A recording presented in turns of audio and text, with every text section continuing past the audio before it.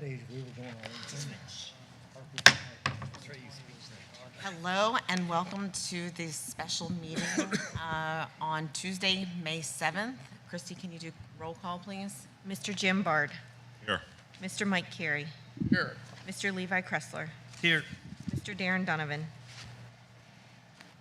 Dr. Nathan Goetz. Dr. Michael Lyman. Here. Mr. Fred Scott. Here. Mr. Kurt Noggle. Here. Ms. Steph Eberly. Here. Mr. Aryan Gaunkar. Ms. Lily Cow. Please stand for the Pledge of Allegiance. I pledge allegiance to the flag of the United States of America and to the republic for which it stands, one nation, under God, indivisible, with liberty and justice for all. You said you're going to last time I talked to you. You're going to. As we begin our deliberations this evening, let us once again be reminded of our duty to represent all of the children of this school community, regardless of age, sex, race, or creed, and regardless of need or ability. This meeting is being live streamed and uploaded to the district's YouTube channel. May we now have a moment of silence to reflect on our thoughts, plans, and actions on behalf of the students in the Shippensburg Area School District.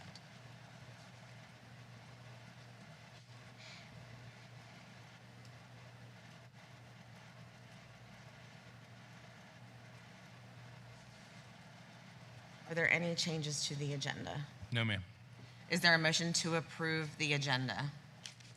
Fred Scott make a motion to approve. Motion by Mr. Scott, is there a second? Second by Mr. Noggle. All in favor? Aye. Aye. All right, moving on to citizens' comments. Mrs. Wolfinger?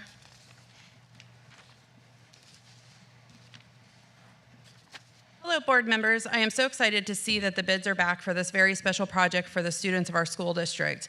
It is something that in our community has been worked on for a really long time, and it's just nice to see that we're getting ready to finally break ground. I have recently heard rumblings in the community, specifically community members in the borough, discussing a continued fight to delay this project by school board members and also by members of the borough council. I have also been made aware from friends who live in the borough that the school board recently became aware of issues with our pervious to impervious numbers, and there have been discussions held that there are errors on the blueprints. I have also heard that members of the facilities committee are wanting to seek counsel from our solicitor on said issues.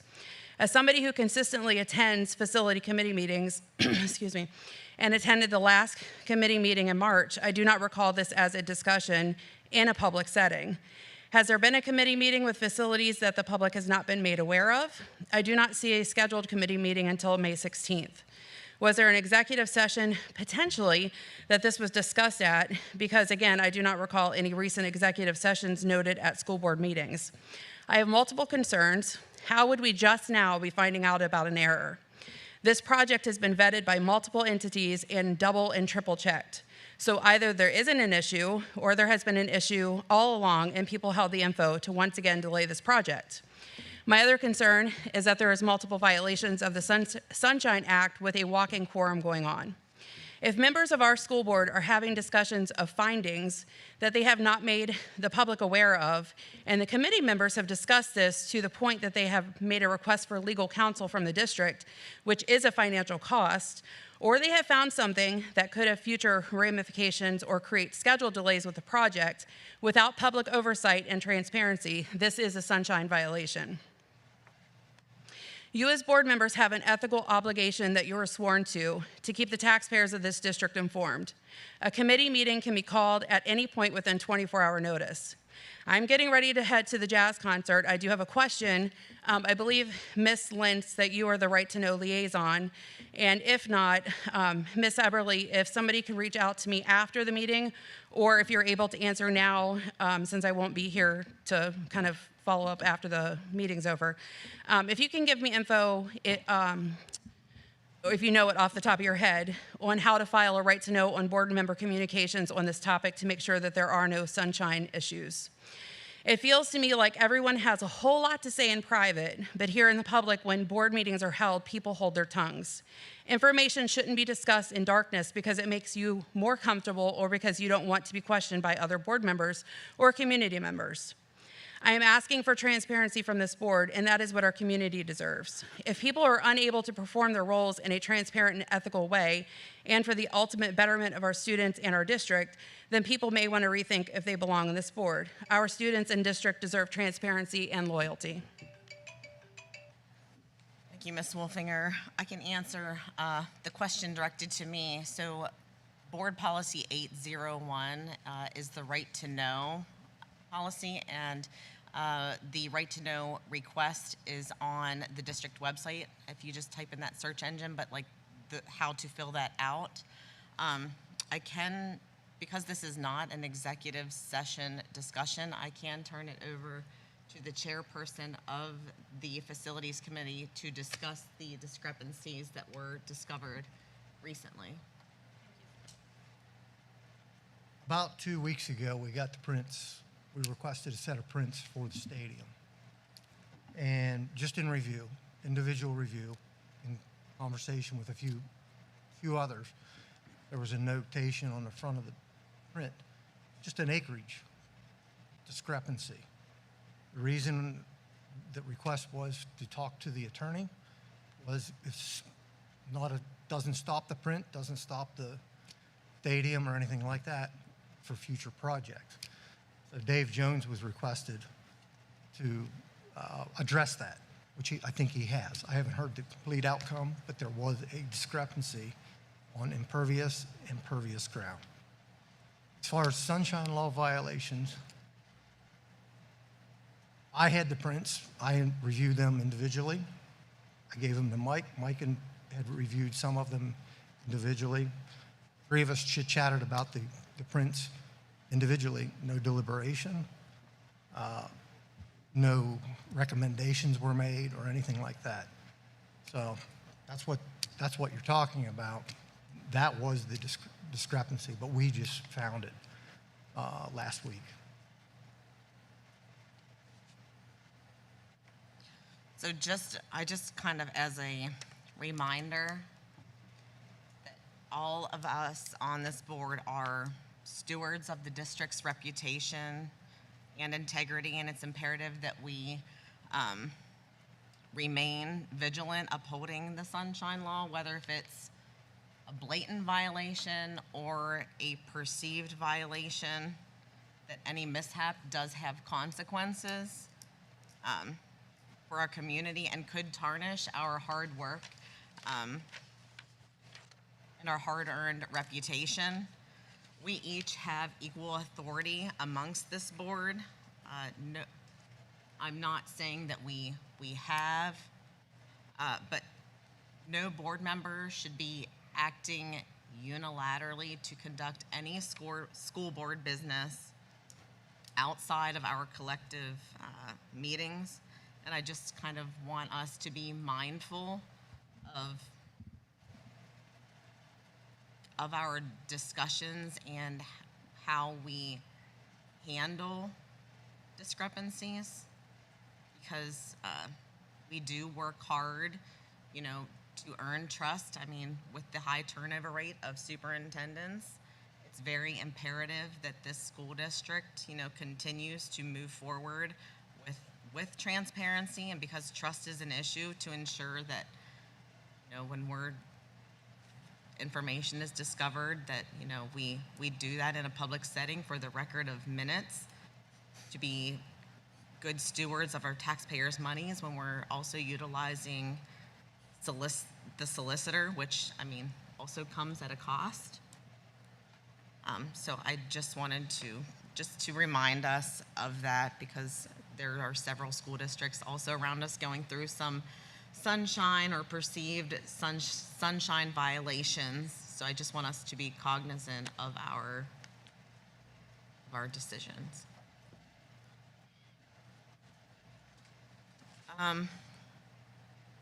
So Carolyn, I heard Mr. August tell you that you are the first up.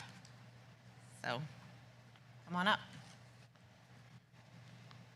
So board, this is obviously a discussion item. The goal tonight, after we hear from Carolyn, is to really just finalize the ads that we are going to include in the stadium. Okay, so Carolyn's going to go first. We need to come out of this time and this discussion time with where individual board members are in terms of the add or deducts. Should we consider those? So just a reminder to everyone that the bids came in very favorably. They're attached. And we are approximately, I think, around 1.5-ish under the 5.1 budget for this. About 1.48. 1.48 of the 5.1 construction budget of this project, which gives us a lot of latitude with some of the add deducts that we put on, or particularly the adds. So it's really about considering each one of those. After Carolyn completes and answers any questions, we have another person to talk about scoreboards. There is some potential to have some information about other options with scoreboards. Okay, so Carolyn, if you don't mind, take it away. Excellent, sure. Can So I ask as a- Bill said, we Carolyn, hang on, we have a question. Can I just ask a quick, forest for the trees question? So is what's on the screen all the ads? So those are all the ads. Those are all the ads. Yep. And I can't do math that fast, but does that add up to So, what we have to spend? it actually, so by my calculations, and I was a social studies teacher, so Yeah, well, I'm a social worker. I have us with all the additions, at the project cost of $4,035,300. That's accepting all the add alternates. add alternates, including the higher priced scoreboard listed. When I subtract that from 1.5 million, I've got us having a cushion of $1,064,700. Carolyn, you can confirm or deny, my numbers. So really, realistically, if we were to take all the ads and the ad scoreboard, we would be looking at just over $1 million of budgetary cushion. You're still $1 million under if you accept all of the add alternates. So we take everything on that list, and we're still $1 million under budget. I'm going to go through the list with you Okay. because there's deduct alternates and then there's add alternates. Okay. So anyways, yeah, like Bill said, the good news is the project came in under budget. Apparent low bidders, ECI Construction. And we had 2 contracts on this, a general contract and then an electrical contract. General contract, apparent low bidders, $3,349,000.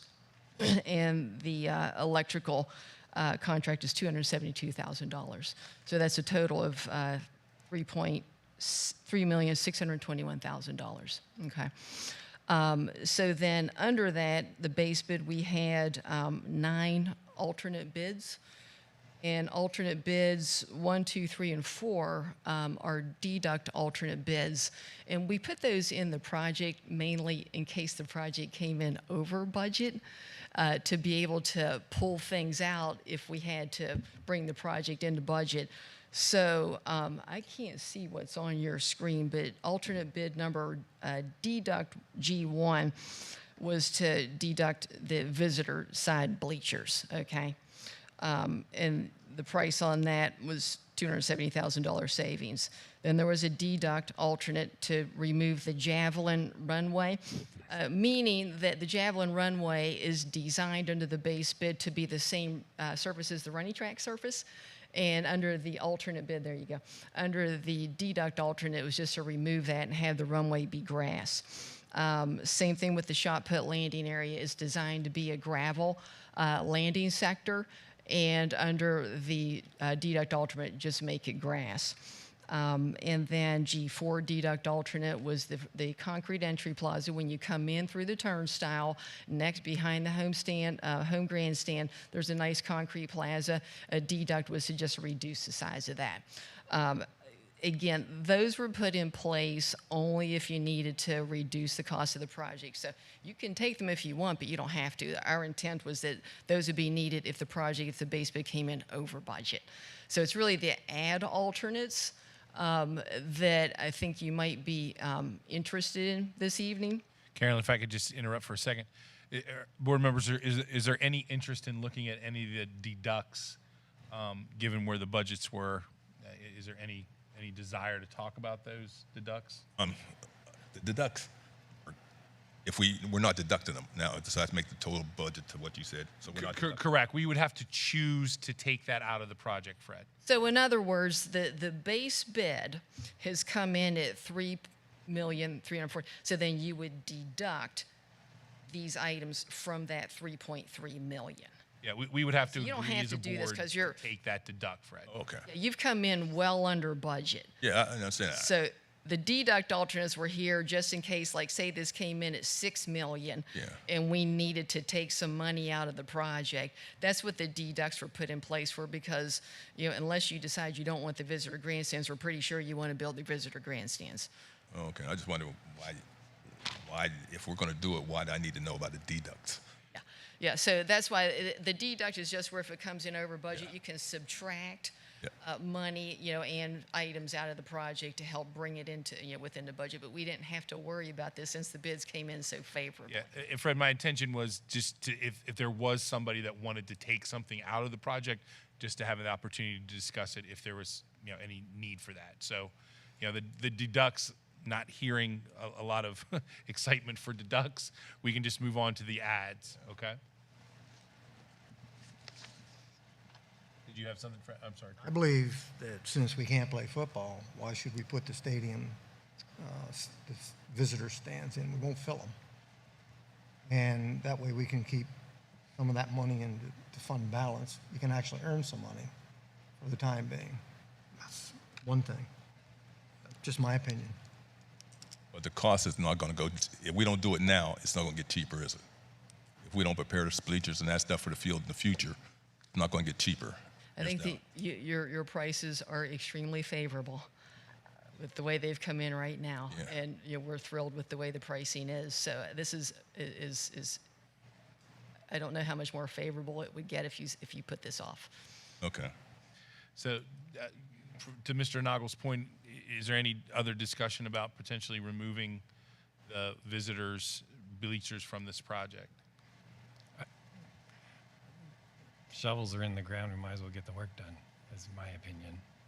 The shovels are in the ground, so we might as well get the work done now. If the goal is to play varsity football there, and it is, I think this, given the favorable bids, this would be something to consider. Individual board members need to make that decision themselves. I would also add that it's taken us long enough to get to this point, so we might as well do the best possible facility we can. I think Shippensburg for too long has been the laughing stock of the local athletic districts for our facilities, and it's just time that we as a community had something to be proud of. And so the other thing to remember, they will come. And keep in mind too, and I'm not trying to discourage you, but just the price that you see here, that's considering that they're mobilizing once here, okay?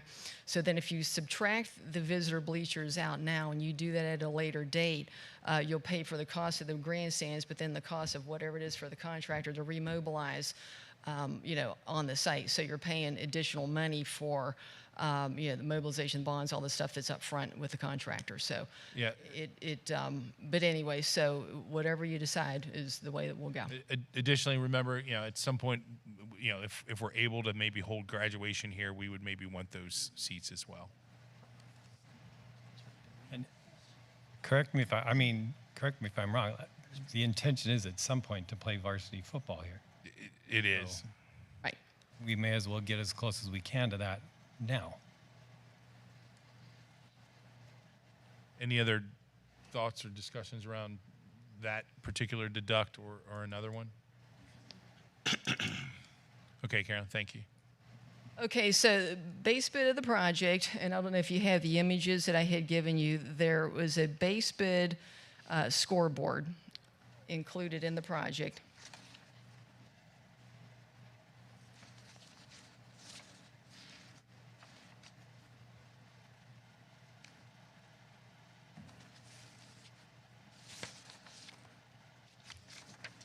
think that's the other presentation. Working on it. Going somewhere else. Is that the one you want? That is the one we want. So it's the fourth one down.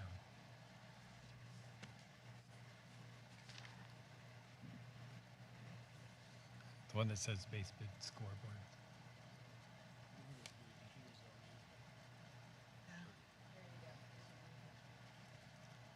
So I'm clicking on it, but then this is the original one.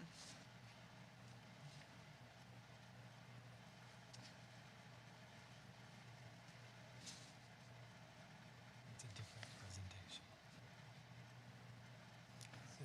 Hey, I got nothing to do with I'm computer. clicking, it just doesn't.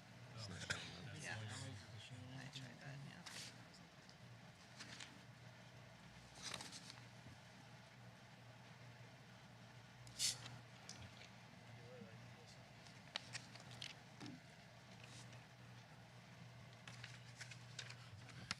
Carolyn, I don't know if we have a printed copy. Sorry, none of them are opening. I've seen the one you sent out before. I didn't get the new one. I don't got what Levi got, but I got that you sent out before. I have that. Is that a base model? Yeah, I mean, the base model is just, Okay, so yeah, for the base bid, again, just being budget minded, we specified as scoreboards, multi-sport scoreboard, but it is a basic fundamental one that has home and visitor scores, a period, and the time clock. And so it's a good functional but very basic scoreboard. And there's an alternate bid to move up one step in the scoreboard, one that shows more detail on yards to go, what yard line the ball's on, timeouts left, things of that nature. And that's a $9,000 ad. It's a step up. Was the scoreboard a bid job or just somebody you deal with all the time? What's that? Was the scoreboard a bid job or just somebody you deal with all the time? This is Nevco? Yes. This is the standard that the school district uses. This company, Nevco. Okay. This is who the school this is the company that you use as a standard. All schools or just Shippensburg area school district. has used before or what? Yeah, these are your scoreboards that you have now are Nevco. What school? That's a manufacturer. And basketball is what? That's the only. Your outdoor scoreboards. They're for baseball and softball. Is it Nevco? Yeah. So again, this company is specified because it's in keeping with the company that the school district already uses for scoreboards. Okay. Things changes. People come with better things. I like a flavor of everything. Just what we've done. Because I don't see nobody. I mean, I appreciate the scoreboard. I appreciate the scoreboard in the basketball gym. It don't do much. Yeah, that's why we gave 3 different levels. Again, not knowing how the pricing was actually going to come in. So the base bid was just a very basic but functional scoreboard. This middle one that I just mentioned, which is the ad alternate, is one step up from the basic one. And then we had a second alternate bid for one that is... We're working on getting pictures, but as much as you can. The base bid is truly base. Yeah. Oh, if you can pull up your own attachments, then. There you go. Oh, here we go. We're in business. Oops, we're Show anything on this? Show anything on this or advertise? Okay. Do I get screen? So included in the base package is this very basic scoreboard. So you're getting time, you're getting score, and you're getting what quarter or period it is. So that is the one that's in the base bid. Okay, and then the next alternate is, again, one step up. So these scoreboards are done in components. So that scoreboard is the same one that you saw as the first alternate, okay? But then you can have add-ons. So then we add on a video board, okay? We're in the middle one. a video board, and then you can add on your branding. But the video board is shown here. This is about 10 feet wide, 7 feet tall, and then you see the maroon on either side. Those are your advertising and branding opportunities.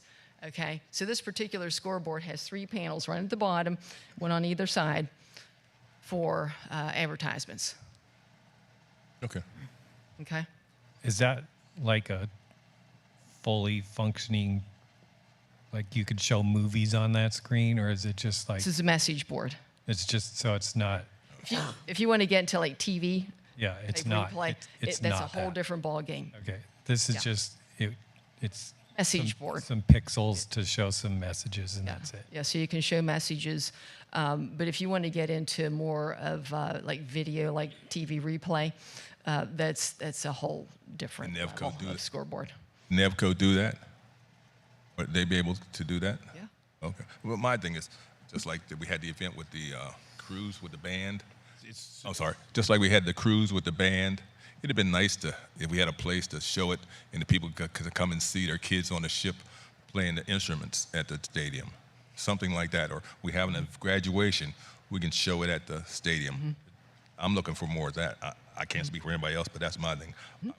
I go to other places and I see it. I'd like to have it here for our kids. Okay.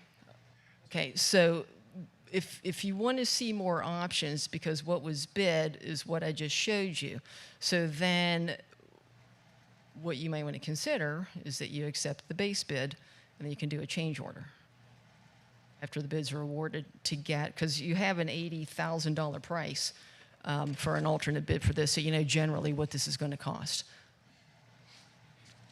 so Fred, we're going to hear more about scoreboards after Carolyn. So again, you're going to have a nice. Doing his, but she got Nefco. I want to hear from Yeah, them too. I understood. You're telling me what they do. I don't What about play clocks?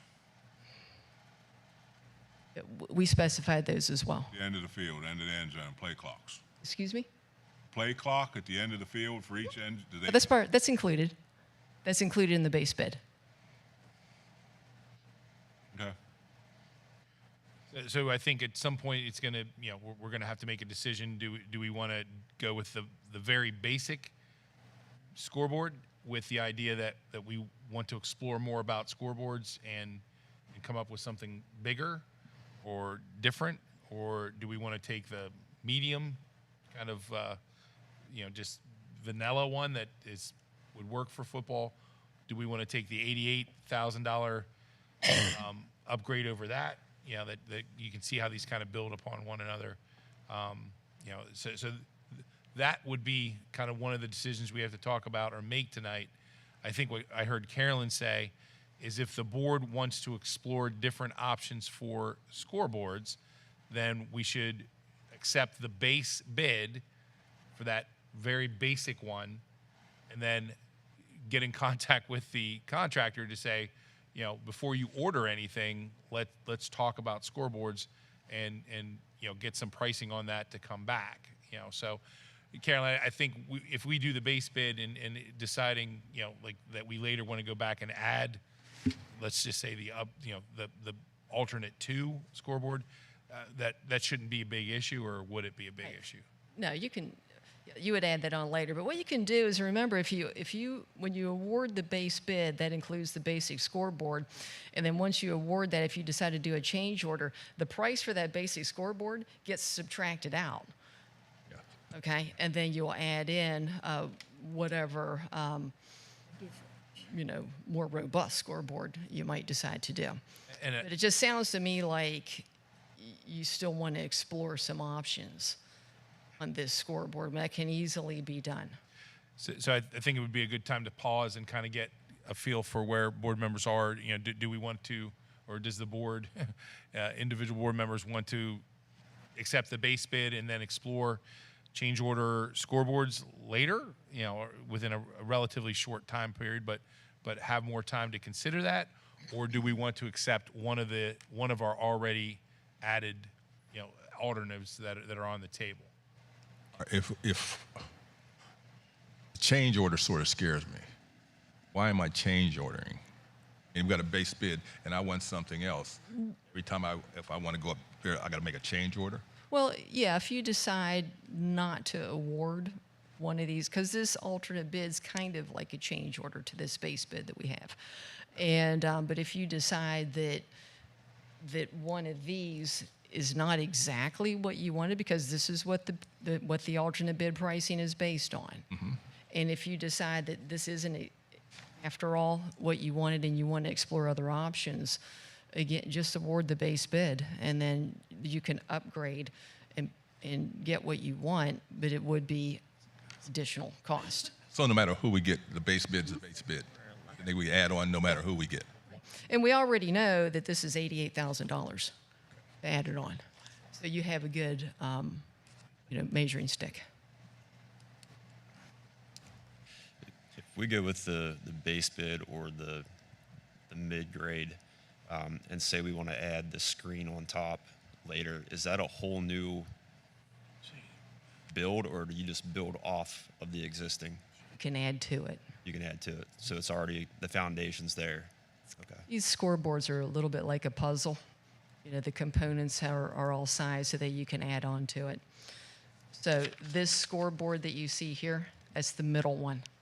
That's the first alternate. So it seems like, though, if we go with the $88,000 one and then decide to go in with fancier, like TV quality kind of thing, we would have to lose kind of the top. So we would, but I'm not a scoreboard expert by any means, but that looks like what would happen. So we would sort of be wasting that top part if we went with This part, not like The where video screen part, is. yeah. video part. Yeah, like, so if the TV quality kind of scoreboard is something we want to do, we wouldn't want to waste money on the video.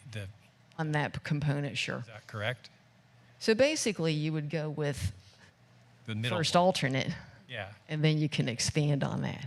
Is that, yeah, that's, I'm assuming that's what we would do. Right. If that's something we're interested in. The only thing is if you want to upgrade to more the TV caliber, it would upgrade the electrical service, and those requirements is fiber optics and stuff like that.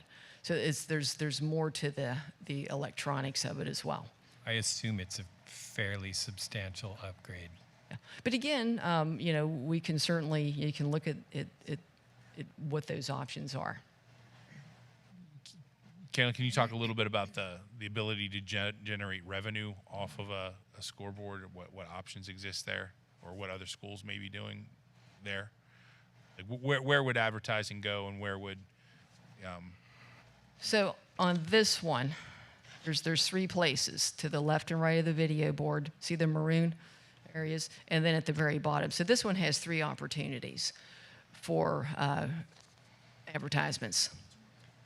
And it, With from what none I in the can tell, middle? It's the only one with advertising opportunities, because there's no maroon on the other. There's no blank maroon spaces on the other option. on the other two options that we have? Yes, there's no. This would Base provide board, us. the base bid one, the entry level, that does not have. But it doesn't look like the next one up does either. No. But when we get to this one, there's three opportunities. So we'd have to spend big to make big. And Carolyn, can I ask a question? Like the message board, or if you go with a TV screen, could that also be used for advertising? Sure. Absolutely. So typically, Carolyn, if I understand correctly, we would sell some kind of multi-year advertisement. I think in those two squares, and at the bottom, Correct. for however X many number of dollars. years, and then maybe in event advertising could happen on the screen. Correct. May I ask Tim a question? What is the score? What are we making off of the scoreboard in the junior high, at the high school? Sorry, ma'am. Talking money. Yeah, I was involved with the one in the gym and also the one out at the softball field. What we did, and I think this was before Mr. August was here, the administration wrote up a contract, and we had to get the persons that's advertising to sign the contract, and it was always for 10 years. Contracts for 10 years.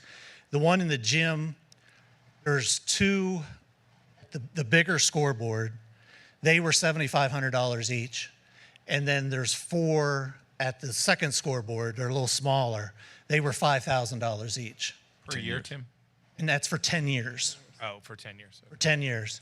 And then after 10 years, we would, the arrangement was we would go back to those companies and say, do you want to do it again? And if they didn't, then we could go to another business and get another. So every 10 years, you're going to be bringing in some money. And the reason why we went with the 5,000 on the one and the 75 on the other one, that was the cost of the scoreboards. If you add them all together, that's 20, 35,000. So the cost of the 2 scoreboards in the gym was around 35,000. And the same thing with the softball field. We did the scoreboard there. It was about 19,000, 20,000. So we actually sold that for $10,000 each. And there's 2 up there, Nori Media Group and the bank, Patriot Federal. Did the contracts for them. And again, that's for 10 years. And at the end of 10 years, whoever's here can say, do you want it on it again? If not, then that could bring another $20,000 in. So, Just for that. So the point I think we're trying to make here is that the scoreboard, in some capacity, can pay back itself. Yeah. Yeah, and Another for thing to consider as you're making this decision. and for this scoreboard, it's going to be seen by a lot more people constantly. So it would be, I would charge more. I don't know what it would be, but 15,000 or whatever. You were only trying to pay for the We scoreboard. were just paying for the scoreboard. That's what, in both cases. That's what we ended up doing. So nobody, the district or nobody had to pay for it. We just paid for it through the sponsorship. And then What? to Christie's point, like you could then run simple, even with this basic video. Yeah, and we do that on the gym. In the gym, we have there's a small portion at the bottom of the gym scoreboard, and we charge like $50, and you'll see like Nora Media Group or Shetron's, whatever it is, will flash up there, and it's on a rolling loop. So at every event, their name and their business is getting put out there. So we charge $100 if they want to put it on, but if they're a part of the game day sponsorship that we do, then we reduce it to $50 for them. So That is something that you could have hundreds. I mean, there's no limit to what you could put on there. and that would be ongoing, not just a 10-year thing. That's ongoing. Yeah, there was no contract signed for that. That's just like a yearly thing. As many people want, Just go back to them and go, do you want on it again? so as many people want to pay for $100 30-second ad during halftime, Yeah. we'll do that. Yeah, I think that's exactly, I think that's what it is. It's 30 seconds. It'll stay on, and then the next one will come up, and it's just on a running loop for volleyball, basketball, wrestling, whatever event's held in there. So, I'm sorry. I'm sorry, Fred. So Mr. August was looking for some clarification on maybe where everybody was standing. So We're that, gonna kind of do a round robin. okay, well, one quick comment. That little, like the first very base one, that gives me like nightmarish flashbacks of like a little league field when I was 8. And, it could probably serve its purpose, but I think there's a lot of things that we could do. So I'll just start if we're going round robin since I'm already talking. Whatever the option would be, like if we have to go base bid and then explore, like I'm in full agreement in myself that we should be looking to explore into the video board if that's possible. 'Cause I think we could do a lot of cool things, community event stuff with that as well. So, and if we can't, then we just maybe go back to the base and then add to that next level, whatever that may be. Mr. Carey, where are you at with the scoreboard options? Base bid. Yeah, can I just differentiate just a little bit so I understand? Base bid with an idea to explore, or base bid just base bid? I would just do base bid personally, but Okay. Mr. Scott? You know me. I want the gusto. I want to be able to see it on the screen. When a kid makes a touchdown, I want to be able to see it. Kid kicks a goal, I want the parents to see it. Nothing better than being a player and look up and see you made a goal or a touchdown or something. People can see it, and we getting revenue. The scoreboard is going to come down weeks after we put, or 2 years after we put it up. That's ongoing revenue. I want the gusto. Okay, so if I can understand, Fred, base bid and explore other options. Is that what you're saying? Yeah, so is that the base? So to get what you're describing, we don't have that on the table now. I know, I understand. Okay. Mr. Bard? Base bid and explore. Mr. Donovan? Are you calling this the base bid, what we're looking at right That's included. That's what's included. What do you call the next mid-grade? Mid. I would say base 2. Yeah, we'll start with the, ideally, I would like that to start with, and then explore options. Get pricing at least on the top part, and see Okay. where that goes. So we'd call that mid 1, I would say. Okay. Dr. Lyman? I agree with that. I think this is a fully functional scoreboard, but I'm also in close to Fred's camp where I want this to be a scoreboard that produces revenue for us. And so if a price comes back like Darren has talked about, then, and it's like astronomical, then I would be happy with the next one up, the $88,000 option, because I think we could still do bring in a lot of revenue with that option, even if we don't get the full TV replay, kiss cam video kind of option. So to hear that, it sounds like, and I don't want to put words in your mouth, you're wanting to explore options.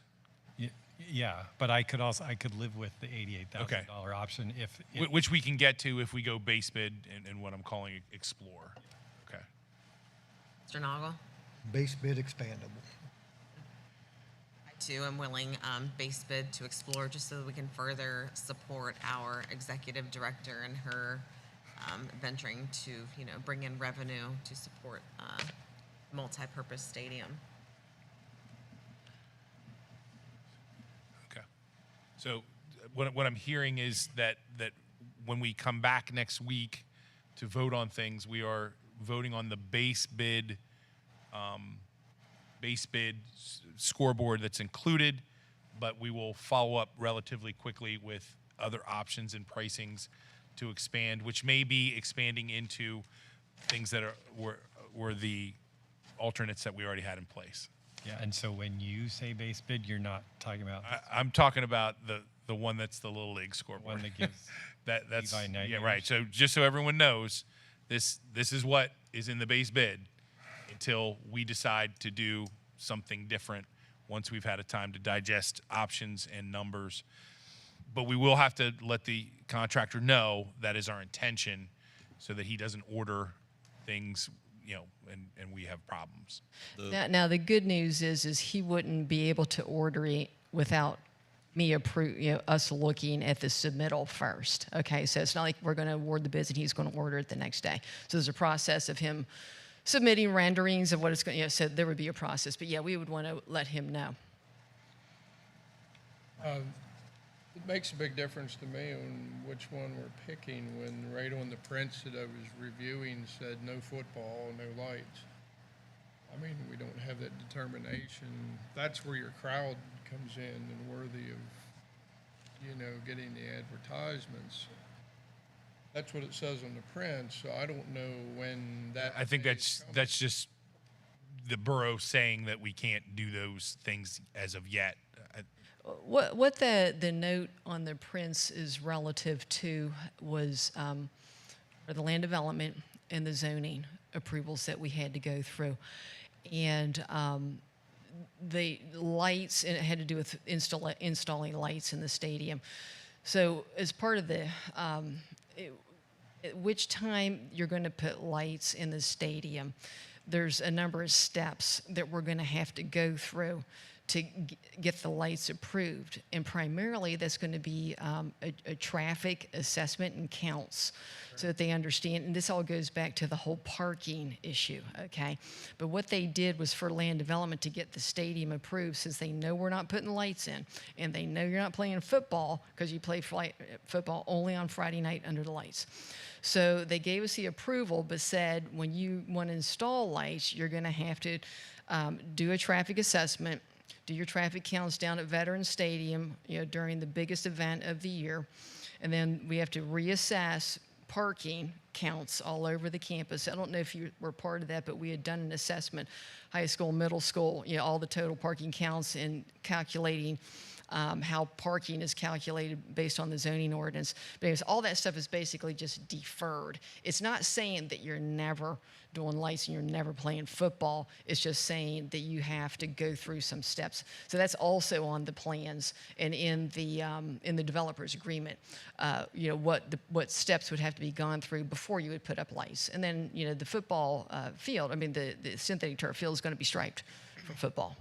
I understand all that, but right now it says no football, and there's no guarantee that that gets approved. Is there? Well, this Otherwise, we scoreboard might not could be having this used for discussion. other athletics beyond just. It could be, but when you talk about advertising, how many do you draw at a track meet as opposed to a football game, or what's going to be held out there? I mean, there's a big difference in volume when you're talking about advertising. That's my only concern. So. Well, since you opened this can of worms, let me ask you a question. This traffic study, are you familiar with it and why it has to be done? Yeah, it's Why the borough, what does the borough want in this traffic study?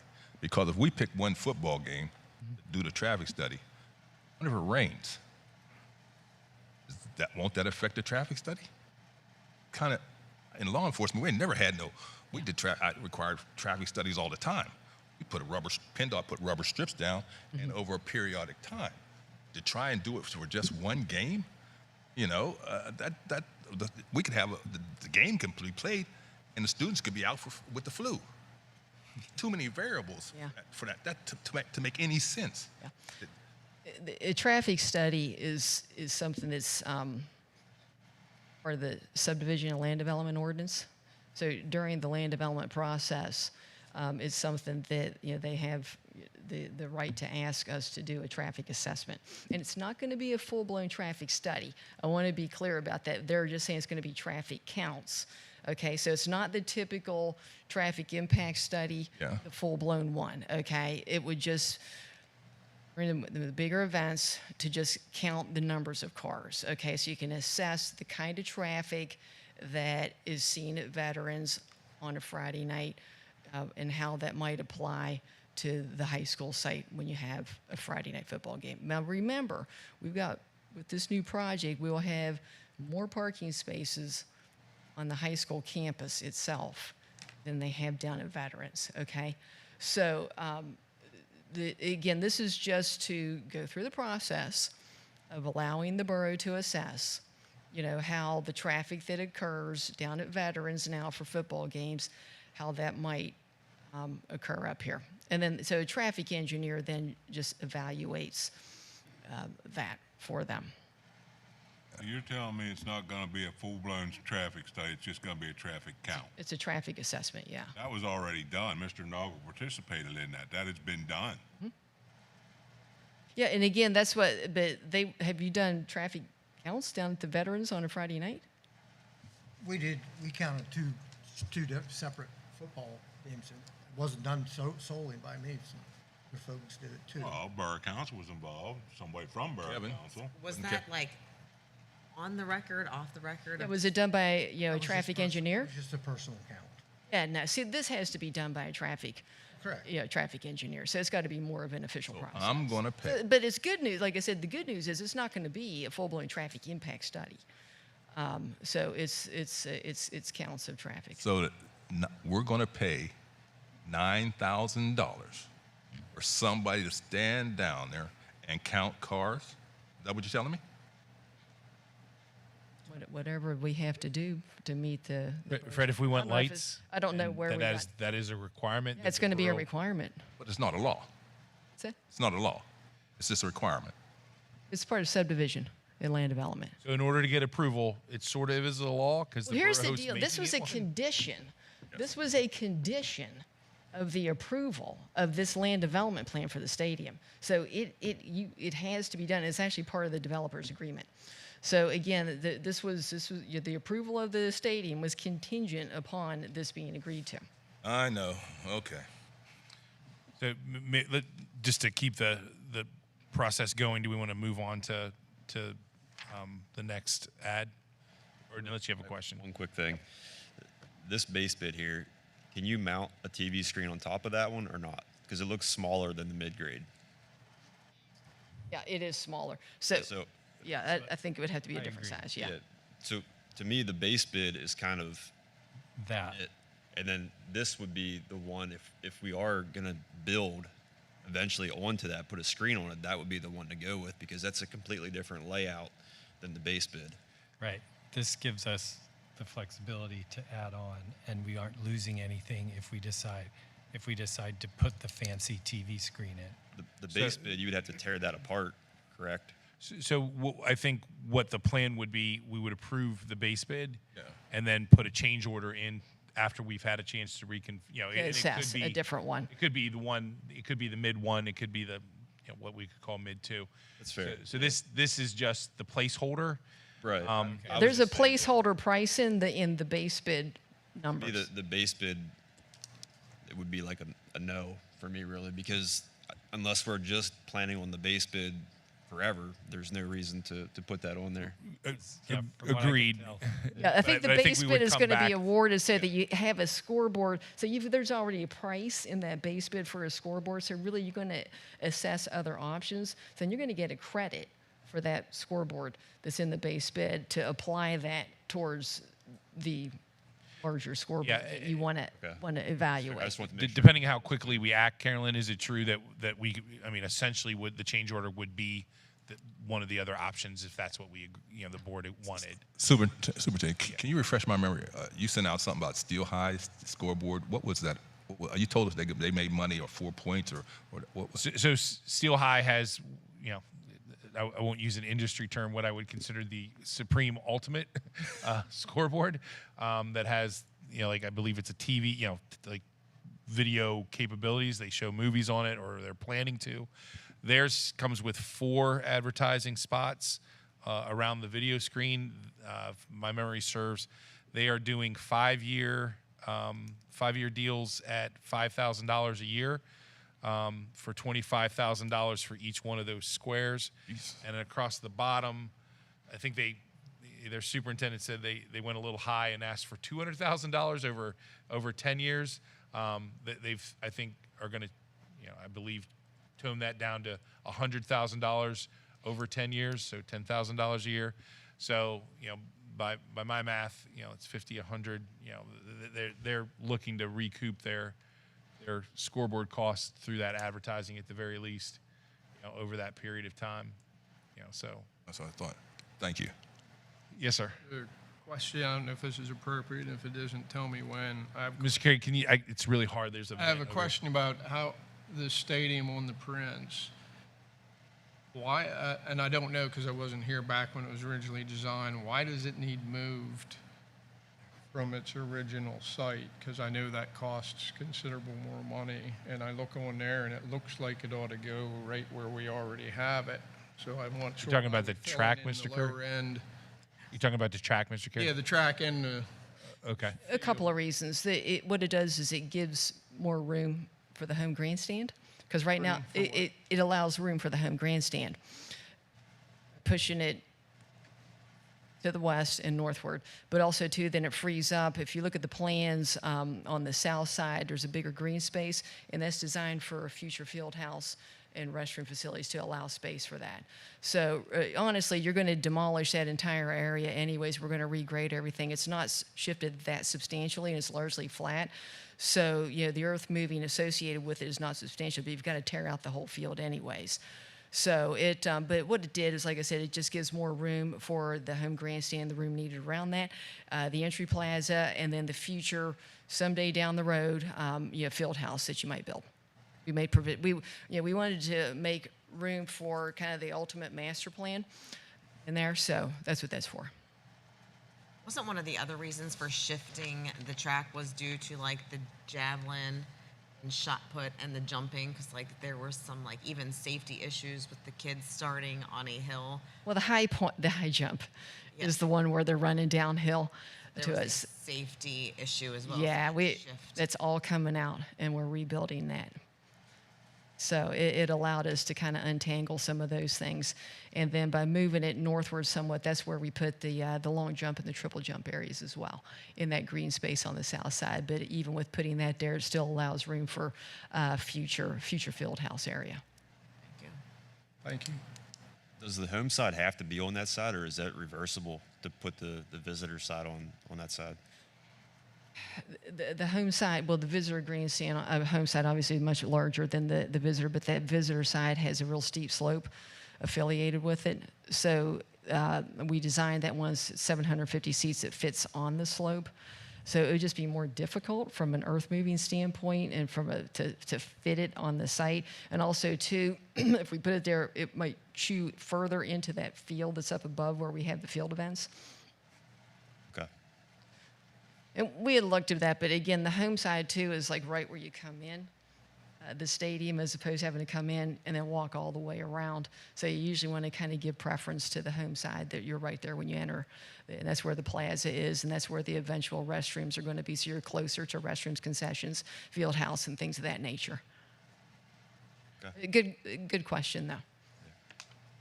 So kind of moving on to The pad, the shock pad.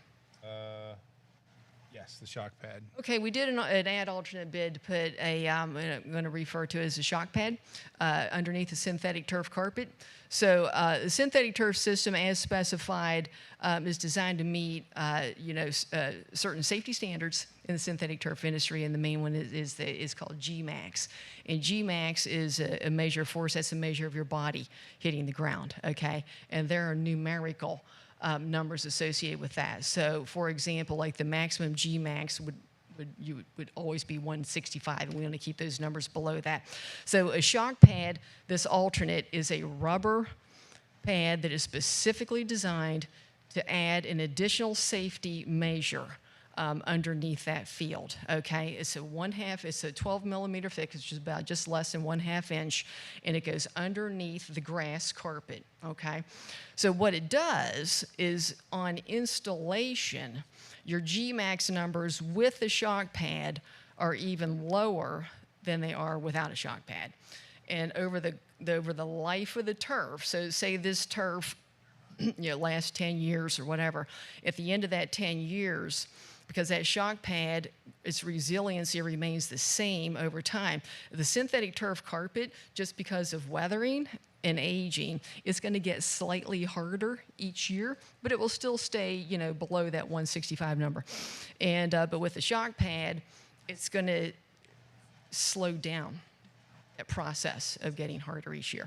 So in other words, when you have a shock pad underneath your turf, your G-Max is going to remain well within. It's going to always be lower than if you didn't have a pad. Okay, so basically is an additional measure of safety. And here's the other good thing, is that this shock pad will last you 2 turf cycles. Okay, so it's going to last you at least 20 years. So what happens is, like I'm just using 10 years as an example. It could last longer. But at 10 years from now, say if that carpet has reached the end of its useful life, to replace it, all they do is they come in, they peel that carpet, and the infill in, and they get rid of it, and then they come and that shock pad stays in place, and then they roll out the new turf carpet and fasten it to the edges. I mean, they may have to do a little bit of repair around the shock pad around the edges, but what it does is it gives you 2 turf cycles of that additional safety cushion underneath that turf for 20 years. And Carolyn, am I right in saying that as the original turf kind of becomes more brittle towards the end of its life cycle, having that pad underneath makes it more? You'll meet your G-Max all day long. Okay, so if we should Absolutely. not happen to change it at 10 years as recommended, we would still have a surface that would be safe for kids? Yeah, absolutely. Okay. Just in my very basic Googling, so I had no idea what this was, it sounded like it also makes the turf last a little longer if you have that extra padding underneath it. Is that, and I feel like maybe you hinted at that, but am I wrong there? That's an excellent question. And I don't have any data to support that, but there is some speculation that because the synthetic turf carpet actually sits right on crushed stone, and yeah, there's a little bit of abrasiveness there, and but with it just sitting on a rubber pad, you know, it could be, but we really don't have any specific data to prove it. But there's a lot of conversation about that.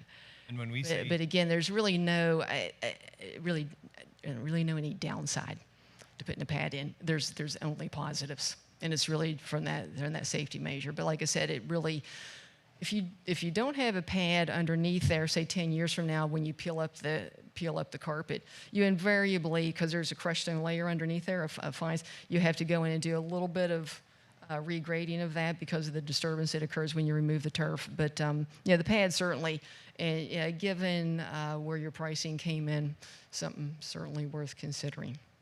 and when you say turf, that's like It's the green carpet. green thing sticking up with all the little black.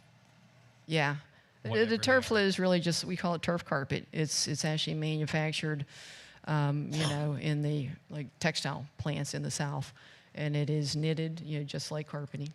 But it's not the terrible turf from the 1970s baseball fields. This is what we see at other. That was a fields in the quarter-inch rug that was laid on top of asphalt. area. Yeah. So we're not okay. Yeah, and again, that's why this is how the evolution of the turf industry is, that now there are all these safety standards, and with the GMAX, I mean, these are actual measurable things. And when the field is put in, I mean, we have it in our specifications, you know, what GMAX rating the field has to meet upon installation for the life of the turf. And then you will get the GMAX testing results of what that is specifically. And I'm going to pass this around. This is just a picture. See the black part here?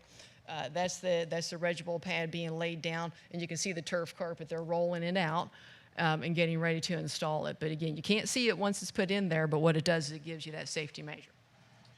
So board, just as a public service announcement, the superintendent is very excited about this particular option, and I was nervous before the bids came in that we would not have this availability.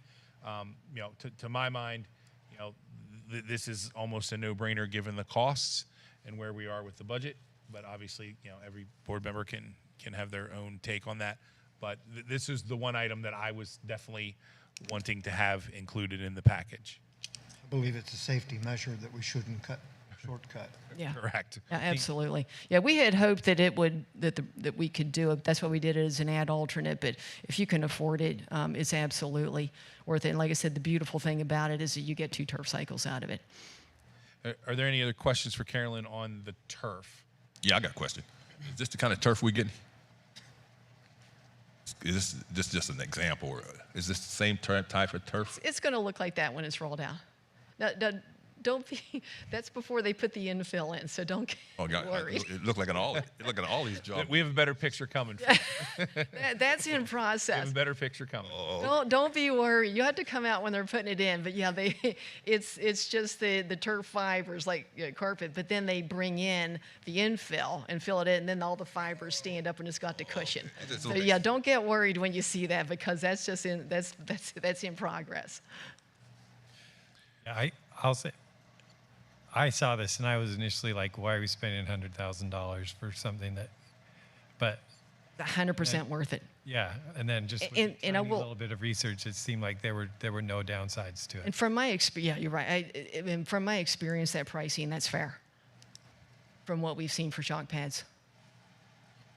So we're going to do something similar like we did with the scoreboards. We're just going to kind of go around with a yes or a no if you are wanting to add the Shock pad. shock pad. Darren, did you want to start us off? I actually had 2 quick questions too, if I can. Oh, real sure. quick. So is this warranted for 20 years? Boy, I'll have to look at that. It's Regipol. I'll look at their warranty. So like you put it in and then you do the testing to see if it's up to standards. Does it get tested yearly to make sure that it is actually Are you talking about the turf or the pad? the padding? Okay. You know, I have to check and see what the warranty is. But their manufacturer's literature specifically tells you that you're going to get at least 2 turf cycles out of it. Okay. Okay. And if not, then what happens? Say it fails. But this doesn't break down. I mean, it's rubber, and but you know the installations that we've talked to our turf installers about, they have never seen it not last more than 1 turf cycle. Does it get I mean, Dodger, this reservoir, they have been around for, I mean, decades, and it's a very reliable product. Does it get tested yearly by you guys once it's installed? Yeah, we don't do the testing. There are agencies that do the testing, but you should have your field tested probably yearly. Okay. Especially when it gets older. In the first couple of years, it's going to G-Max well. But again, if you put a pad down, it'll G-Max for the life of the turf. And is this mostly for high impact sports, or like what do you? All of them. The, And if you're going to fall, Even if a human phys ed? being is going to fall on the ground, that's that measure of force. Okay. Yeah. Yeah, I would want to follow up with the warranty and just to verify that that's going to be covered. But yeah, I'd be in favor for it. Dr. Lyman? Yeah, do it. Mr. Scott? Yes. Mr. Carey? Yes. Mr. Kressler? Yes. Mr. Bard? I'm going to vote yes, but I thought this was supposed to be discussion agenda, not voting. So you are correct. All we're doing is getting a sense of what could pass next week. Is that not voting? We're putting together the package. We have choices to make, Jim. Okay. So like, I just think it's wrong to ever go around and ask for yes or no, but that's okay. Good point. Mr. Noggle? I'm in. And am in agreement. okay, next up would be Okay, then we ticket booths. had we had an ad alternate, and I know this wasn't something that was talked about at great lengths, but in looking at the ticket booth when you come through the turnstiles, it's kind of old, so we just did an ad alternate for a potential.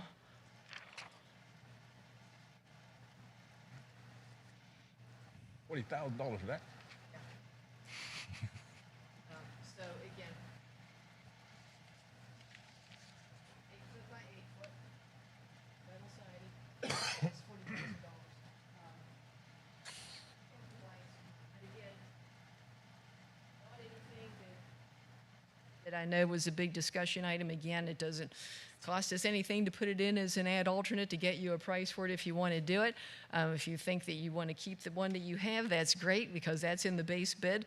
Or if you think that someday down the road you might want to do it. But again, we just wanted to put it in to give you an option to consider. So the base bid is to just keep the one that's Keep the one that's there. that's out there. Yeah. any So one of the thoughts I had about this, this one is, well, first of all, if we're under budget, I don't see a reason not to do this. But this would also be something that would be really easy to fundraise for, in the community to say like, help us build a better ticket booth or whatever. But can someone remind me what the one out there looks like?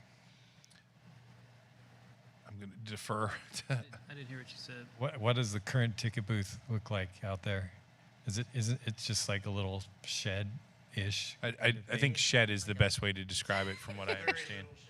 A very little, Like my old chicken. maybe 2 people can fit in it? Yeah, so it's even smaller than a shed. So a shed, half a shed. No, the chicken coop. And again, if you want a new one, again, we wanted to just give you an option to put it in the project if you wanted it. I mean, if you have another source and you want to do it as a separate project at another time, you can do that. But again, you've got the money in the budget right now if you want to put this in there. Yes, you asking? I would defer to Yeah, I mean, we can go around and see. if you're interested in including if you're interested. At 40,000? No. No. Mr. Kressler? Yes. No. Darren? No. Mr. Lyman? Yeah. Also, I know that's a pretty, I mean, just because we have the money doesn't mean that we should just spend it because, I mean, that's an 8x8. I think my chicken coop is larger than that. We can go out Es's shed to find something bigger than that less cost. I mean, I'm sure that the career tech maybe could, Not- create us something, but I mean, I am not comfortable with that. And I also need to double check, but when we were in the process of doing the stadium, when Dr. Wilson was here, we had started fundraising, and I believe we have a donation towards that naming rights for the ticket booth. Oh, so I mean, I it'd be think it was like, $1,000 for the first year. This is my company ticket booth. So, I mean, it's only $1,000, but I think it was that one renewed annually. And I mean, if we don't use it, we'll just have to return it. But we've been sitting on it for a good while now. I can double check with Joanne Okay. and get back to everybody. I think we can go to Es's and ask them to build a bigger one with 2 people comfortably and good people. I go to big games and they have buildings you walk through between, booth on each side. I think we can have one built for half of that. No offense to you. No offense to you.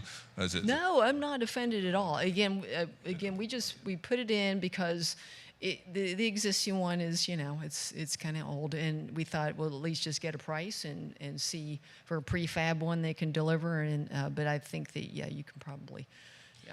So you want to move on to inlays? Just real quickly, I got a text from Joanne. We have $1,000 from the Maroon and Gray Club, Booster Club. Thank you. Okay. Ready to I move think, on to yeah, the logo? renderings. Yeah, logos.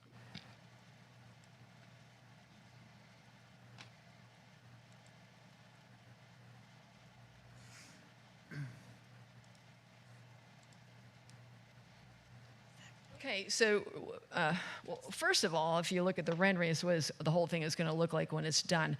But the alternate bid here is, I want you to look at the center field logo. So the base bid has the S as your logo.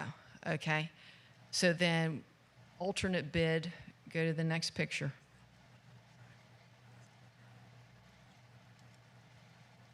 It has your nicer official logo, and that's a $9,000 increase in price. How much? 9,000. 90,000. Nine. Yeah. So So, and the reason it costs more is just it's a much more intricate logo. So it's just more work for them to put it in. And just so you know, I mean, this is all colored turf, by the way. When this is put in, all your lines and marquees on this field are going to be inlaid, what we call. So they come in and they actually, so that's actually maroon grass, gray grass, black grass, white grass. So they actually inlay that. So yes, just because of the complexity of it, it's just more money. So again, whichever one you prefer, the S is the base bid, included in the price already. And this one here that you're looking at is just a $9,000 ad. So board, just remember, we recently retained a branding company who is working on coming up with some mock-ups of like official branding. That should be due. We should have something administratively to look at on the 30th. So it may not be that, or either one of those things. I'm pretty sure it's not going to be the S. Yeah. We did discuss that has been an athletic kind of logo that we've enjoyed, and that's the same logo I believe that's on our gym. Yeah. What's the total price for that one there? What's the total price? 9,000. It's Total or added on to it? it's Add added on. on. That's So- an, The base bid logo is just rolled into the price of the turf. Okay, so we are at $9,000 more. We get that. 9,000 more. Yeah. Okay. So, just to but with our cool new logo. so No? no, that's currently, it would have to be a change order for us to get whatever we, so that process is going to take a while. Okay. For us to come together, look over the mock-ups that we have, present them to the board, and have the board choose that. So the timelines aren't matching up great on that. Well, didn't we just buy painting machine that can actually do that for us? So this That was a liner. Like it puts lines on. I don't know if it can do. So we're talking about like the logos, like the groundhog, the greyhound in the middle. I thought I think the machine that we bought has the ability to do Doesn't that, what we want. does that just paint? That is in paint. Yeah, because this This is, isn't painted. This is No, this is in- woven this into the design. This is incorporated, I understand. so are you saying I just want to, I guess my point was, we spent the money for that gives you the ability to maybe alter, change, or your locations. Not, for $9,000, I'm not gonna argue much. Just to clarify, we wouldn't want to take our robotic line painter and put it on that field, correct? Oh, no. Okay. You won't need to because these lines are all inlaid. Okay. Okay. Actually, the 5-yard lines for football are all knitted in. So when they roll, the carpet comes in 15-foot wide rolls. So they're 5 yards wide. And then when you see the turf, one edge of it is the 4-inch wide stripe. So the yard lines are actually knitted in the company. All the other markings are what we call inlaid. They come out with templates and they actually cut it in and glue it in. But you can't paint turf, No. is that what I understand? Yeah, you can paint turf. That's what I thought. Yeah. Okay. But then on And vibe. now there's different kinds of paint, okay, that you have to use on turf, and but there's some kinds. So because say someday you decide, this isn't designed for, say, lacrosse, for example, and it's not part of this project. But if you ever wanted to, say, play lacrosse on here for one weekend, you can paint those lines on with a temporary paint that rubs off. Okay. Okay. How big is that logo at midfield? It's about 20 yards wide. yards. You'll notice that we kept it inside the soccer circle. Okay. Okay. Eileen, how if you go bigger with your logo, how much does that impact? Depend on how big you want it to be because it would change the price. So, sorry, I have to say this. Big Spring's got like the largest logo of a bulldog in like the entire east of the Mississippi on their basketball floor. I was just curious how much that cost. Yeah, I mean, Maybe you have a contact that could tell. yeah, that'd be a number. Yeah. And the one thing I did want to point out here while we're looking at this rendering, just so you know why we're thinking what we're thinking, at the bottom of the screen is where the home stands will be. So you'll be looking at the field, so the logo is facing you, right? So the visitor people look at it upside down. But then we have Shippensburg in the left end zone, Greyhounds, so that way you're reading left to right, Shippensburg Greyhounds. Just so you know our thinking behind that. That can always be changed if you want to reverse it. Again, what'll happen is during what we call the submittals process, once you award the bids, then the contractor comes back to us with all his submittals, and you will actually see a color rendering of what the final, once you pick out what your logo wants to be, and then they'll come back with a rendering that everybody can look at and we'll sign off on before they order the turf. And the lines, I'm sorry, Mike. Lines are painted for 3 sports, field hockey, soccer, football, is there anything else? Or? It's 3 sports. Okay. Yeah. So the logo we see there is what we're approving, right? That is the ad. This is the ad alternate. $9,000 more. Right. Yep. So for 9,000, that's the logo we get. Yes, sir. So I just, as we're looking at our new branding, I would want to remember that our football field is going to look like this. We'll double check. Like we stressed when we met with that company that was already on our gym floor. Okay, so- we'll reiterate that That's all I'm saying. We should probably try to stay consistent with the Greyhound and the S. I mean, if that's what's on our basketball court right now, then we should probably keep it consistent with the football and all soccer and lacrosse field as well.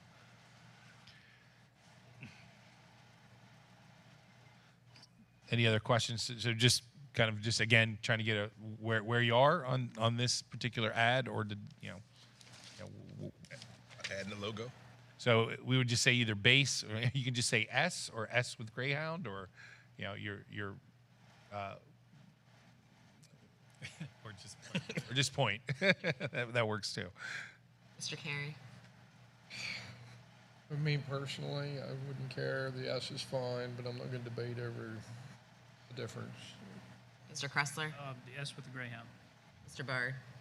Both end zones are gonna be, is that what both end zones are gonna look like? Yeah. Yes. The one with the ground. Greyhound. Mr. Donovan? Yeah, and then I guess depending on what the logo company we're working with comes up with, should we be voting for this or whatever our logo company comes up with? My recommendation is we're not going to know what that end is for, like, we're just going to get initial mocks by the 30th, which we will have already voted on this. Then I'm okay with this. I mean, I'm okay with this, but also, like, in the midst of, you know, trying to streamline our brand, if we still can keep it consistent throughout the district, I would much rather keep it consistent. Or are we going to, with the branding, have like athletics, the S with the Greyhound, and administratively have something different? Until we get them back, we don't know. I mean, so I mean, I'm just kind of, I'm okay with this, but for consistency purposes, I am just, it is a concern of mine. But you said earlier that you've already told the branding people that this was sort of a right. I mean, point.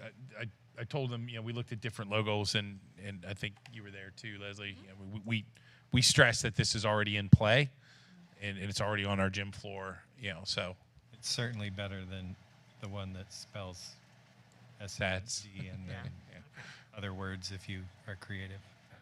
I'm fine with this. It's too late to change it to the groundhogs. I kind of So just to review. We have two more. Oh, two more. Never mind. Sorry. The electrical. Oh, true. Sorry.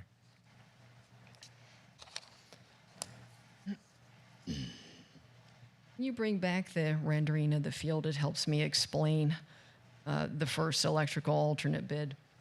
Okay, so on the four corners of the green grass of the field, there's going to be what we call a communications box. Okay, it's about 18 inches wide by a foot wide, and you need those for your track timing devices. Okay.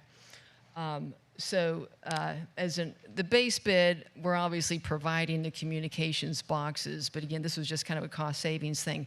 The alternate bid is to actually run the wiring, and the base bid actually has the conduit, because you know how around the outside of the track we provided all the conduit for the future lighting. Okay. That's part of the base bid.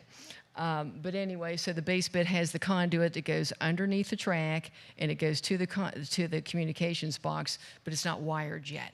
So the alternate bid for $7,000 is to go ahead and just put the wiring in the track, put the plug-in receptacle in the communications box, so that way the track timing devices would be ready to go. $7,000 more. $7,000. And if we don't, We're going to have to do it eventually. Yeah. Yeah. so you're saying if we don't do the $7,000, those timing boxes are not functional. You'll do the $7,000 later. Right. Or under a separate contract. Yeah. But it may cost more than $7,000 later. So yeah, it's a good thing to go with. Okay. Again, it's so that we know what the pricing is. Yeah, okay. Because we did put in a lot of conduit, you know, just allowing for future installation, but this is that way you know exactly what you're paying for that. That seems like a no-brainer to me. Any other questions or thoughts on the? See, that's pulling the wire and everything. Pulling the wires, and you're putting the receptacle inside the communications box. That's for the whole field. That's for the whole field. Yeah, it's for all four corners. Do you want to do a whip? Get where everybody is on it. Yep. Want to start us? $7,000. That's not even for discussion. Yeah, I want it. Mr. Carey?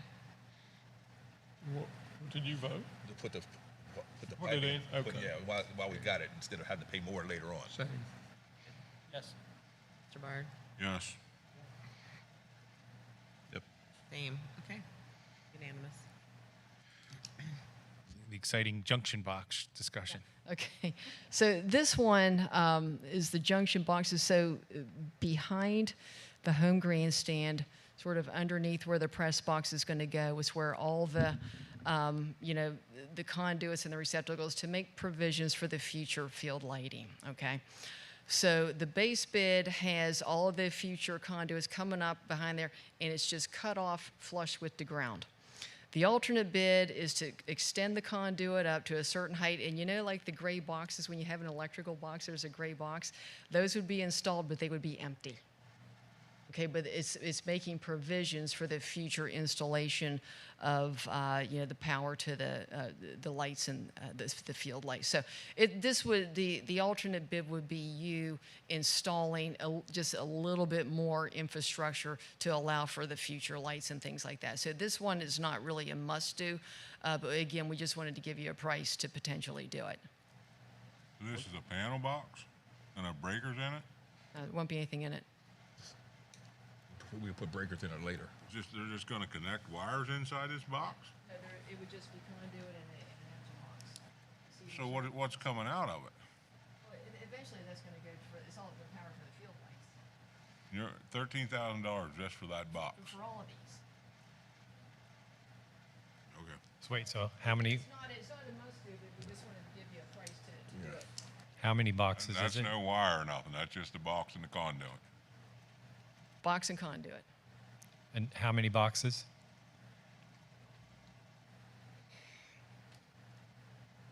It looks like 4. 4? So Carolyn, if I'm hearing you correctly, if the intention is to add lights, we have to do this anyway? Eventually you'll have to do it, yeah. So you could do that as part of the lighting package. Okay. So it's either do it now or do it when lights Exactly. come in. Okay. While you're under construction, you might as well put the conduit in the ground. What was that? So while we're under construction, we might as well get the conduit in the ground to the lights. So if we don't do these, then is there not conduit in the ground? The conduit's in the ground, and what it does is it comes up right behind the home grandstand, and it's actually just cut off right at grade, as opposed to extending it up several feet and putting in the gray empty boxes, the electrical boxes. It makes it, you can complete the lights with ease. Easier? Yeah, you're making the provisions now for the eventual installation of lights. As the superintendent said, pay me now or pay me later. Let's get it over. Any other questions or thoughts about junction boxes? Maybe just do a quick whip around where everybody is on it. Mr. Donovan? I'm good. Mr. Lyman? I don't feel qualified to make that decision, but yeah, sure. Mr. Noggle? Yep. Mr. Bard? I'm for it, but I'd like to check for the prices. I think that's a little steep, but yeah. Mr. Kressler? Yes. Mr. Carey? Yes. Mr. Scott? Real quick, is that the only price we received on this, or are there other competitors? Or is this just one person gave us this price? One. We had one electrical bid. So in the bids, Mr. Donovan, the prices of the other people were. No, I'm sorry. We had one bidder for the mechanical part of this. Sorry, the mid-state. Also a yes. Okay. Okay. So is that everything? It's everything. Okay. So to just quickly review, for the scoreboard, we're going to be looking at base plus explore, which you'll hear in just a couple minutes. Thanks for your patience, sir. The shock pad is a yes. The ticket booth is a no. The inlay logo is a yes. The junction box and the other electrical utility boxes should be included. So just so everybody understands, that's what's going to be coming for you on Monday, that configuration of the bid acceptance, okay? I already got the answers. What's that? You already got the vote. We did have a good discussion here. That's what we were trying to aim for. we do have to wait. Changes their mind. Yeah, unless somebody changes their mind. So, but when we vote on it, it will be as one package. Yes, that's kind of what we had to do here, and it was to assemble that package that everyone could feel comfortable, or at least 5 people could feel comfortable moving forward with. I have a question. Why was there such a big gap in in the bidding at ECI and the other companies? Why were there something so astronomical difference? You know, What's that now? why ECI on some of the bids? I'm looking at the bids there, and I'm looking at the price, and some companies here, some people way out in the outer space. Do you know why that was reasoning? You mean the difference in their base bids? Yeah, I think that's specific. I was just wondering why. It wasn't really that. Like the high one was a little over $4 million for general, and ECI is 3.35. So even the high bid was still less than your budget. Okay. So it's hard to tell, why there's a but we didn't really think that the discrepancy was that huge. What was that again? Yeah, so the discrepancy didn't seem that huge for us. I mean, we have a 3.8, a 3.3, a 3.5 for 3 of the generals, and then the high one was a little over 4.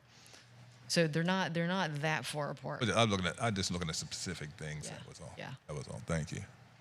Can I ask one more question? On the diagram, can you put the diagram back up, please, on the stadium? And I have the visitor side.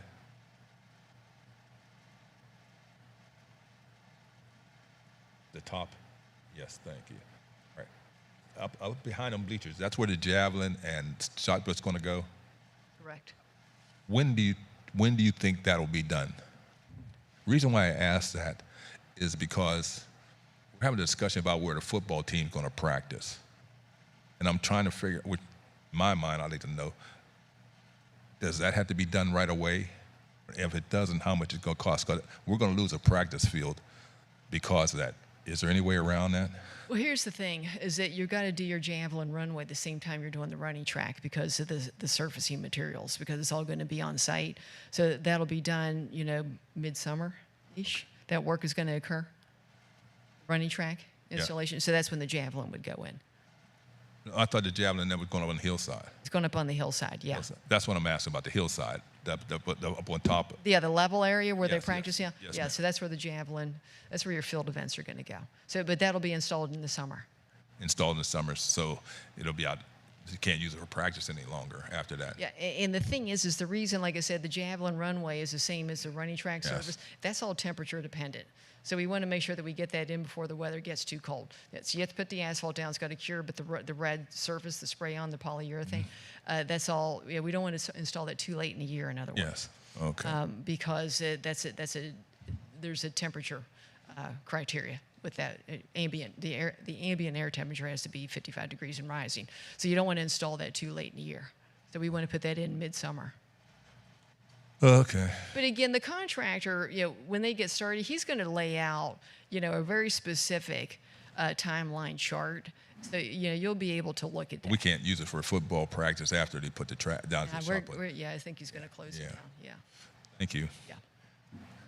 That was going to be my question. Did we lose that field as a field? Not until, we do until it's done. That's what I mean. Is the javelin runway the only thing that holds that up from still being a complete practice football field? It's javelin shot put and discus go up there.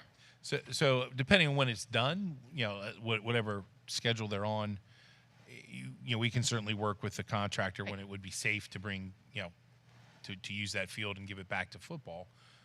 No, once you put the surface runway in, if you were going to do that, you can't use that area. That's why I'm curious how. I don't think it takes up. It's already kind of there, right? It doesn't take up the whole field. Right. I think they've worked around it. And the runway and everything is kind of to the left side. Middle. That field's to the right side. It looks like it stays goes right grass. out into the middle of the practice football field. That's why I'm curious if the javelin runway's not there, do we still have a practice football field? Because the discus and shot circles are offset throwing onto the field, so that doesn't affect it.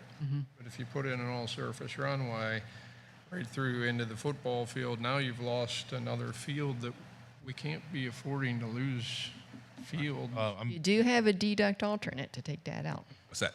A javelin. That's one of the deducts. Well, correct. That's why I was asking the question. If that's all that keeps us from not losing a field, then I wouldn't put that in. We can't afford to lose another field. We use grass. You said grass. We could leave it remain grass for the It has to be javelin. grass. Yeah. Yeah. So, Carolyn, I mean, to Mr. Carey's point, if we, you kind of circling back to the deducts, if we were to put that grass there, I mean, would it be more viable for football to practice there? If you're just having grass, it doesn't change the turf at all. Yeah, I mean, if you don't have this hard surface javelin runway there, then you have more grass area to use because the landing sectors of discus and javelin, all you're doing, you're painting white stripes on the grass for the landing sectors. So yeah, in other words, you would have more grass area to use if you didn't put the hard surface javelin runway in. That's why I was wondering, is that the only thing? If the javelin runway's not there, we have a complete area for a football field there, like it exists now. Nothing else is encroached on it. I couldn't tell on the prints, that's why, and I think that's a big You don't question. have, I mean, you don't have discus up there now. Pardon? You don't have discus up there now. But we have two. It will be, We're going to put it up there. I know, but the circle sits off the Yeah, side. it's off on the end. Just going out into it, that's fine, and that's what it almost looked like, but I couldn't see the old existing football field. The question is, do the additions make it so that the practice football field that's on top of what we're looking at now, does it make it non-viable as a practice field? Do you know if the addition of those Well, field event okay, you can still practice there, but it might be a partial. It might not be a full size. Well, that's what the question is. Do we lose a full-size football field with any of those track If throwing? installed as it's designed, you don't have. It's not a full size football field for practice. Pardon? With the javelin runway up on top of the hill, you lose some grass space. Yes, I know, but that's why I said. It can be if we used for just practice. remove the javelin runway, do we still have an existing football field usable? The javelin runway encroaches into that. But we took that out. Correct. So if we just have a grass runway like we have now, you go. we have a whole usable football field still there. You would have the field basically the size that it is now. Okay. So is that some desire to circle back to that deduct? For me, If you don't want to lose a field, it does, because you can't have that in the middle of the field. they need practice areas now for sports we got, and to take one out in the middle of the season for people to run on track. We can do it later. We get more land or whatever. I don't see the viable reason for taking that grass out. Somebody running. So it is a $16,000 savings, I believe, if we Yes. deduct that out of the project. Just the javelin. Just the javelin. Just the javelin runway. And they'll 16. still throw there. It just won't be the all-turf runway.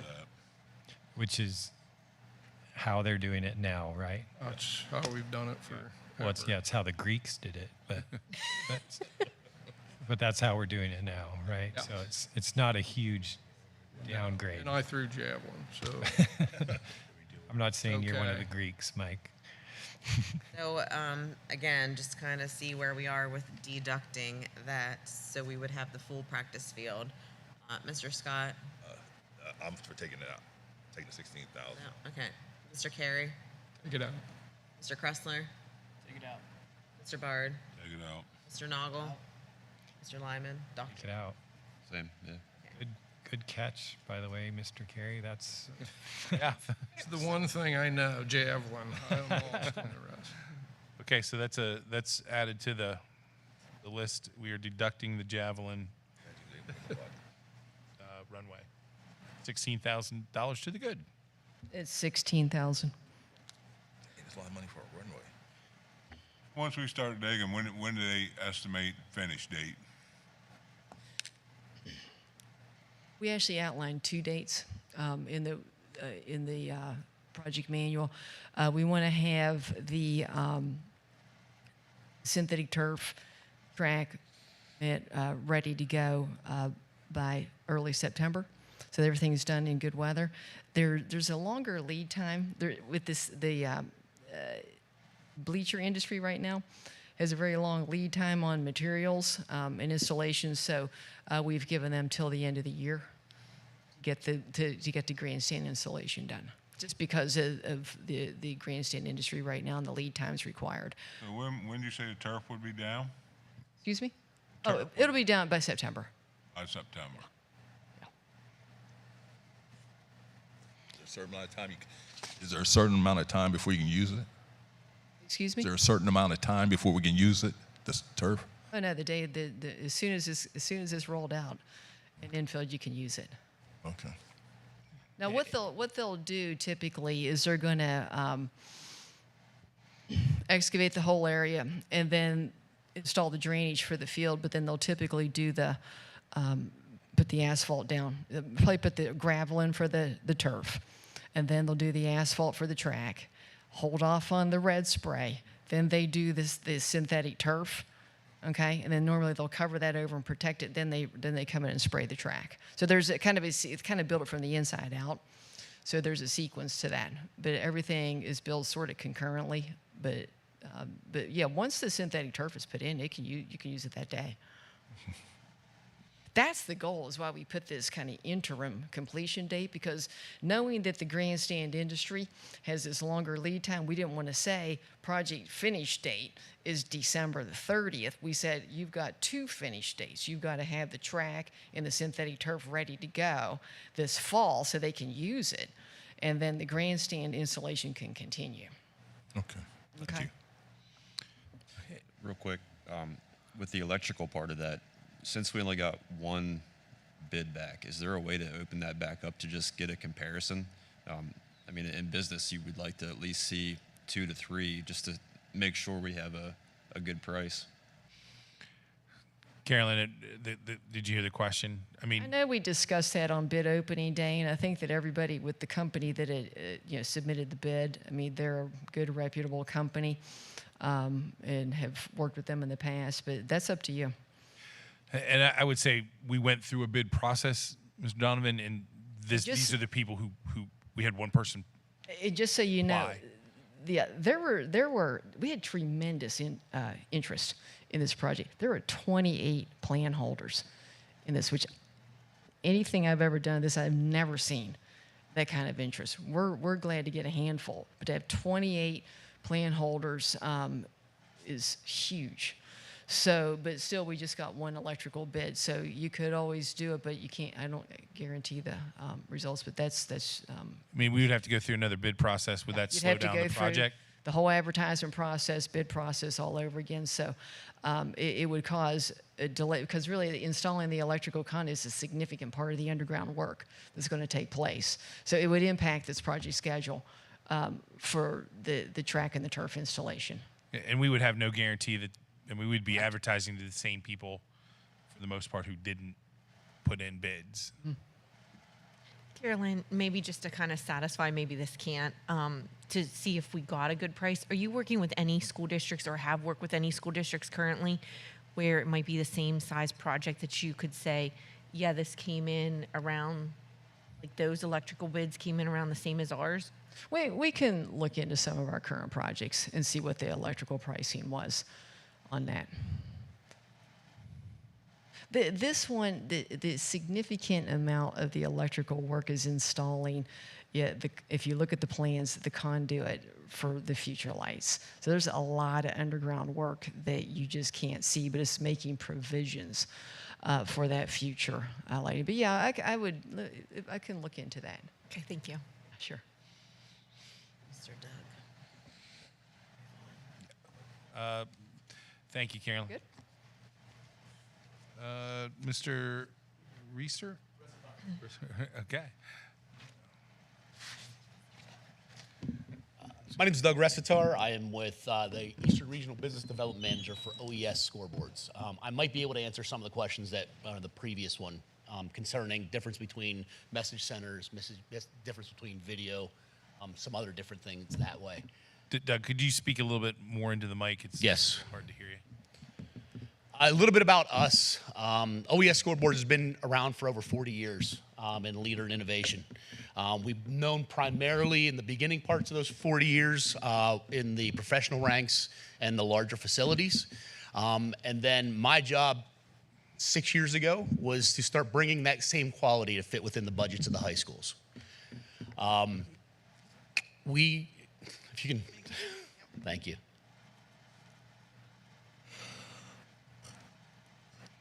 So what we do is we do things a little bit differently. We build off a solution. So basically, the whole process starts, we find out what your budget is, we find out what your needs are, we find your design, and then we work a solution from that part of it instead of, it's a little bit different than just buying a scoreboard.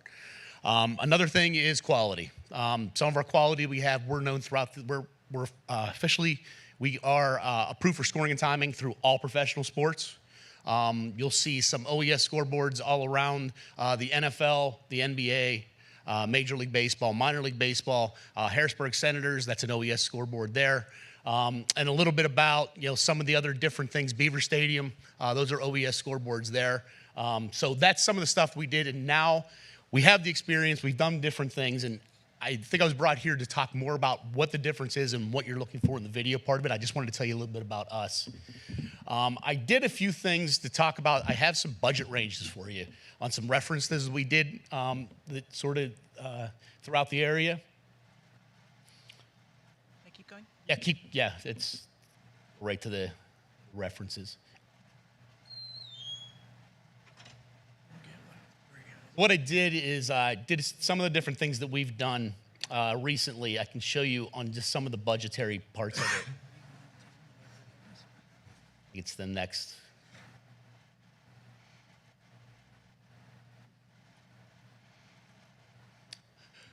Actually, if you stop right there. Before we get to that, let me talk. I'm going to bring up some of the questions that came up before.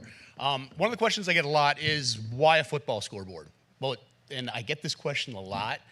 It's not really a football scoreboard. There's many uses, especially when you get into video, things that you can actually do with these video boards. One thing is, yes, you have all your sports that can all be involved in it. The second part is you have graduations. Another thing is community building with these actual video board can actually show the movies that you were talking about. Another thing that we do and we get involved with is curriculum. There's a lot of schools that actually will start a curriculum or basic curriculum, whether it be an AV or IT. And actually, we can actually take our system that actually is being used to run that video board and create sort of a lab in your classroom where the kids actually get the chance to start building on different things and they get this chance to learn about it. Even to the point where our techs, the same techs that are working at those professional facilities, are also, we can do virtual classrooms. They love teaching these kids and get these kids involved in it. Another piece, when you start looking at it, besides the graduation and the sports and the different pieces, is these kids now are involved in it. And say, for instance, a football game, there's a lot of schools, what they'll do is these kids now get showcased, where some of these kids may not be in the band. They may not be in sports. They may be, that's their thing is tech. Now they have a chance that they get recognized at a sold-out football game where those kids typically don't get a chance to see themselves on top of that. So that's some of the different things you asked earlier about, what are the things that can be done on a video compared to a message center. Obviously, fundraising is a big part of it. The fundraising, you can actually have your static on the outside, and then you actually have your ads you can put on the inside. Now, the ads on the inside, there's actually multiple zones. So it's not like a message center where you just have one ad. You can actually be doing your live feed video at the same point in time and actually have on the side, same as you would see at a pro facility, you can actually have ads rotating on the side while the game's being played. Or you can have the first half is sponsored by so-and-so. Another piece you can do is a local commercial that you see on TV. If that car dealership, for instance, has that commercial, they give you the file, they want to create a sponsorship, that file will be able to run off of this video and tie into your audio system too. So that exact commercial will be able to run, say, at halftime or at a break. Another piece for video too is, say for instance, Penn Live would come to the facility. Penn Live would be able to take their feed and be able to plug right into, it's called our bolt system. We'd be able to plug into the bolt system. You would get the same feed. So all their replays, everything that they're showing would be on the screen itself. What would happen is when they go to commercial, it typically puts the Penn Live logo up there when they're doing the live feed. At that point in time, then you run your own commercials or do your crowd prompts or do different things that way. So that's some of the things that are different when you were talking about with a message center and compared to video. Some of the references I have, this is actually Gateway High School in Monroeville. Something of this is a larger size. Pricing-wise, when you're looking at budget, LED is based off of size. So it's not like when you have a scoreboard, typically scoreboards have a certain budgetary, you go through a catalog and they all have a set size, a set pricing.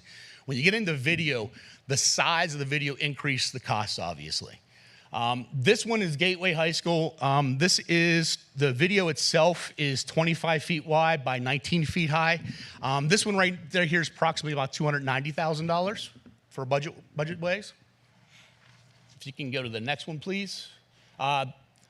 This is Hempfield Area High School. This is in Greensburg, Pennsylvania. This particular one, if you can scroll up a little bit so I can see the sizing on it. This is a 22.5 feet by almost 16 feet in the LED. That's about $275,000.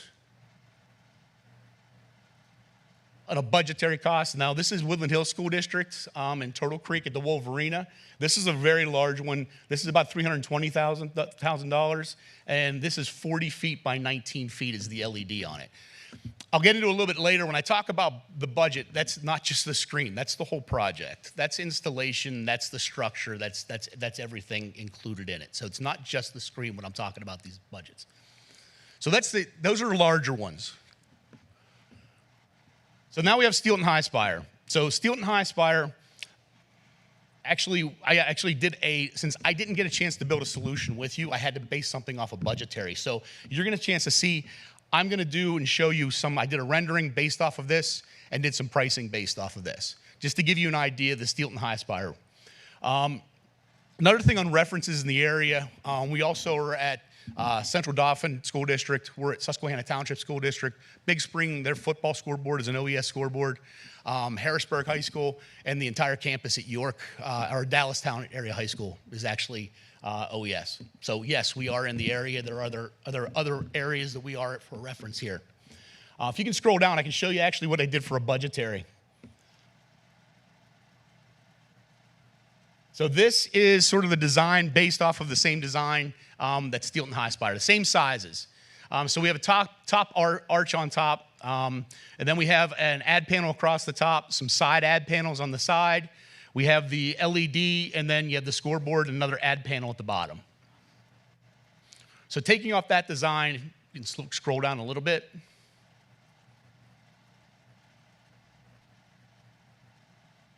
So that's about $218,000. Again, this is budgetary pricing. So like I said, it goes on sizing. I can do them based on sizing. We can get under $200,000, get in the 180 range if that's what your budget is. That's why we try to look at the budgets. And then, of course, the larger you get, you saw the sizes that we got at like the Wolverina when you saw something that's $320,000, something of those sizes. I have the specs. Actually, I'll be happy to send this all to you so you all have it. You can look through it a little bit deeper if you have any questions. On this end of it too, when I talk about the budget, like I said, that includes the steel, that includes the drilling, that includes stamp drawings, that includes engineered drawings, that includes the total installation, the startup, the training, all those different pieces. So like I said, when you're looking at budget, it's not just the video board and the scoreboard. This is the package. The only thing it does not include would be the power and the data and the fiber. Everything else, it would be included on OES's end of it. The box that runs that included? I'm sorry? Box that runs that is included? The content control board or whatever. Oh yeah. Everything. Yeah, everything's included. Like I said, that's called our bolt system. It's a click and play system. Takes any common files. So, and then, like I said, this package also includes a custom package that we actually, with our association with the pros, we actually have one of our partners that we work with. They do professional sports. We actually provide a package. That same company would talk to you and actually design your own startup package to start up that would have different animations based on Shippensburg Area High School. So that's also included in it. So with this scoreboard, that includes all the cabling, but just not conduit from, Does not include any of the power or any of the data. okay, so we have to provide that. Correct. We have the conduit in our base bid from the booth, the sign. Yes.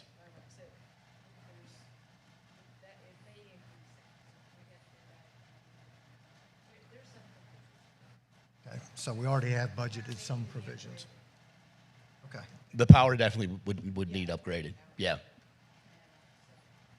What are the other schools? What is with their advertisement? Do you have any idea what they're making off their advertisements? So off of it all bases, honestly, when it goes to, it depends on the different areas. Like there's a school up in the North Hills of Pittsburgh that's charging, I think, for their advertising. They have different packages. I'd be glad to actually provide it. Yeah, it's actually a great baseline. I can show you. They actually have an a la carte that they have it based out of. I'd be glad to provide the board with some of that information so you at least have some ideas of what they're spending on it, or they're paying for it. So if we decide to have an elementary movie night, how do we plug into that screen? You can stream it. You can actually take a DVD player or however you have it and take, like I said, from a phone and stream it right to, or computer, stream it right in, put an input into it. You gotta remember, I can't work my phone. I just want to remind the board, we do not have sound at the stadium. Okay, so I don't want to paint pictures of like we're showing movies, because we don't have speakers. We're going to get them. We don't have a PA. I'm going to have to get a PA system. We're going to have I'm sorry, Fred, I can't hear We're going to have to get a PA system for track or field hockey. Right, but in terms of like we're showing a quality film that people can hear, like that's not what. Can I make a suggestion on regards to the audio part of it? If you're looking at the audio part of it, look at some integrators. You actually have some really good ones locally. Talk to them because there are certain schools in the area right now that are looking and upgrading their audio because they'll have to bring in, it's costing them almost $6,000 every graduation because their audio is not designed for graduation, it's only for football. So there's different things that they can look at, and they also can do different things where they can actually, if the neighbor's nearby, they can actually direct sound to keep it out from spilling over to the other side. So just one thing that's on my aspect of things and learning to deal with it. We don't typically just put the speaker on top of the scoreboard type of thing. We actually work with integrators to do that.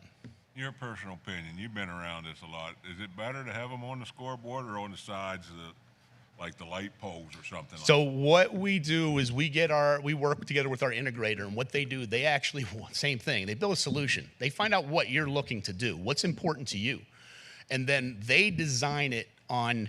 They take and look at the stadium. They look at different pieces. They ask the question do you worry about neighbors?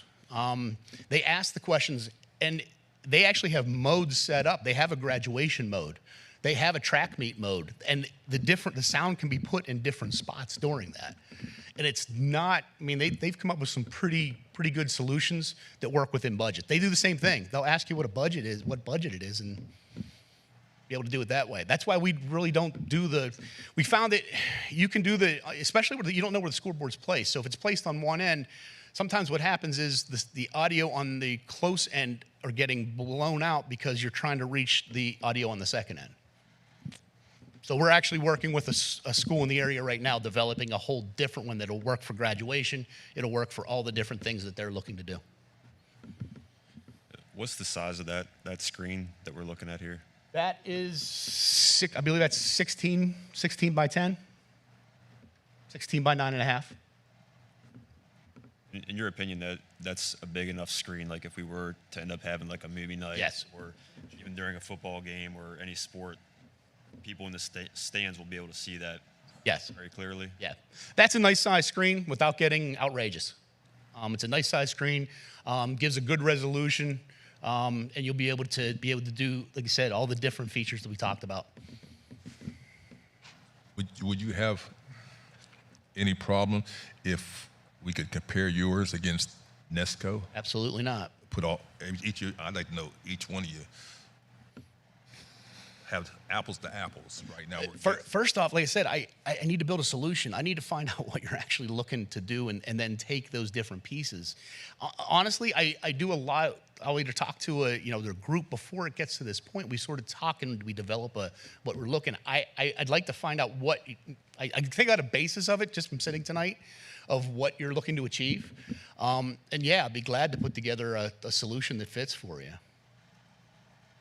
Like that one, but I also want to see how long will it take to recoup most of that money we put. I'll be happy to send you over. There's a Heichel. It's actually an a la carte pricing. It'll be able to, you can see what they do. Can you do that? Can you give Nesco do the same thing? So we can put them both, look at both items, and we can compare both. Here, I love that one, but maybe Nesco can do it better. Maybe they can't. I don't know. But that's why I like to put you and them, and then the superintendent, whatever, look with the facilities. I said, then superintendent and whoever on the board can look at both of them and see which one matches up and get a total price. Is that fair enough? Correct. Well, I mean, we'll need to. I mean, there's some urgency to this, I believe. So we may, want to. If he had the figures, and all they both, I guess. Did anybody see a problem with putting that out and see what we can get and see how much we can get? How much? Because the ads, there's 6 ads there. I'm going maybe 10,000 a piece. If I understand what you were saying earlier, though, where it says Shippensburg Area High School Stadium and home of the Greyhounds could also be ads. Absolutely. Yeah, this is just a mock-up. Yeah. So it could be 8 spots. Yeah. That's the kind of things that I do in the whole solution building part of it. What are you looking for? What are you looking for ads? What it looks, it's all part of how we build the solution for it. So if I'm hearing, we'll get more information to the board and maybe get some options. I mean, which is what we were. What's the time frame for the man? Ma'am, what's the time frame for you? What's the time frame for you getting there to the contractor? Get it to the contractor. As a change order. Yeah.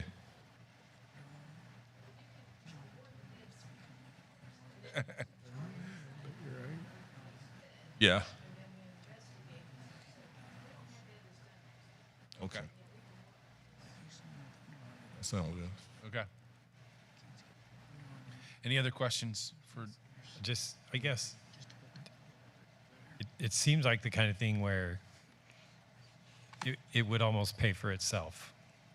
That is honestly why you're seeing more and more video popping up all around. And one of the things is, if you take a look at it, they're going to pop up around. And whatever you make an investment on right now, that's going to be for the next 10 to 15 years, and you're going to see other ones popping up around. I mean, to me, it seems a little extravagant for little old Shippensburg, but I mean, sometimes you have to spend money to make money. Steel High, they feel they got they're not really big either, but they feel that they got their return on it, and they already are selling ads. Okay. They're actually another one that's doing the movies. They do actually, they're talking about doing a kickoff for camp, come meet the players type of thing, and have the kids meet the players and have a movie that night. But they're talking about doing movie nights up there too. So, but for us to do that, we would have to put We in. need a sound solution as well. Yeah. You said about the commercials or whatever, like Mm-hmm. that can pop up. Think of ourselves. We are constantly looking for advertising or looking to fill like support staff positions, custodial positions. Don't want it. So like during a timeout, instead of one maybe posting something about Subway or whatever, we could be like, hey, now hiring. We could advertise for ourselves as well. That could Absolutely. draw We can upgrade from Fred's little yard signs that are all over the district. Hey, I got nothing to do with that. Yeah, you can do. It's unlimited. Some of the different ideas that you can do. Yeah. And it's between that and again, you get into the crowd prompts and the touchdown and the, all the other different things you can do with that too. Absolutely. Just one quick comment. Personally, I really like the looks of that. I just know our athletic area has been the laughing stock in the neighborhood. And to me, something just as much as that would be like people being like, wow, look at that. You know, I think it's just, that's just my opinion, comment, whatever you want to say. I would agree with that too, and it'll be right on our campus, you know, and you could probably even see it nearly from Route 11. It would really make us. We don't want to get any liability for car crashes. Yeah, so And I'm make sure they're not action movies. Right. Causing. I'm tired of going to a game and I'm at the 50-yard line and something happens down the goal line and I can't see what happened. They could replay that, couldn't they? Well, there's a different piece on that, not in this particular package, but we there are packages that we're putting together that we can put together to add into that, and that can be expanded at any point in time. Where it's actually a studio section add-on where you can create replays. You can actually, with this other piece, then you'd actually do a highlight from the first half and actually play it at halftime as a highlight from the highlights from the first half. So that's more of a production studio type of thing, but it can be added at any point in time. Have fun. Thank you, Mr. Resitar, for your presentation. Thank you very much.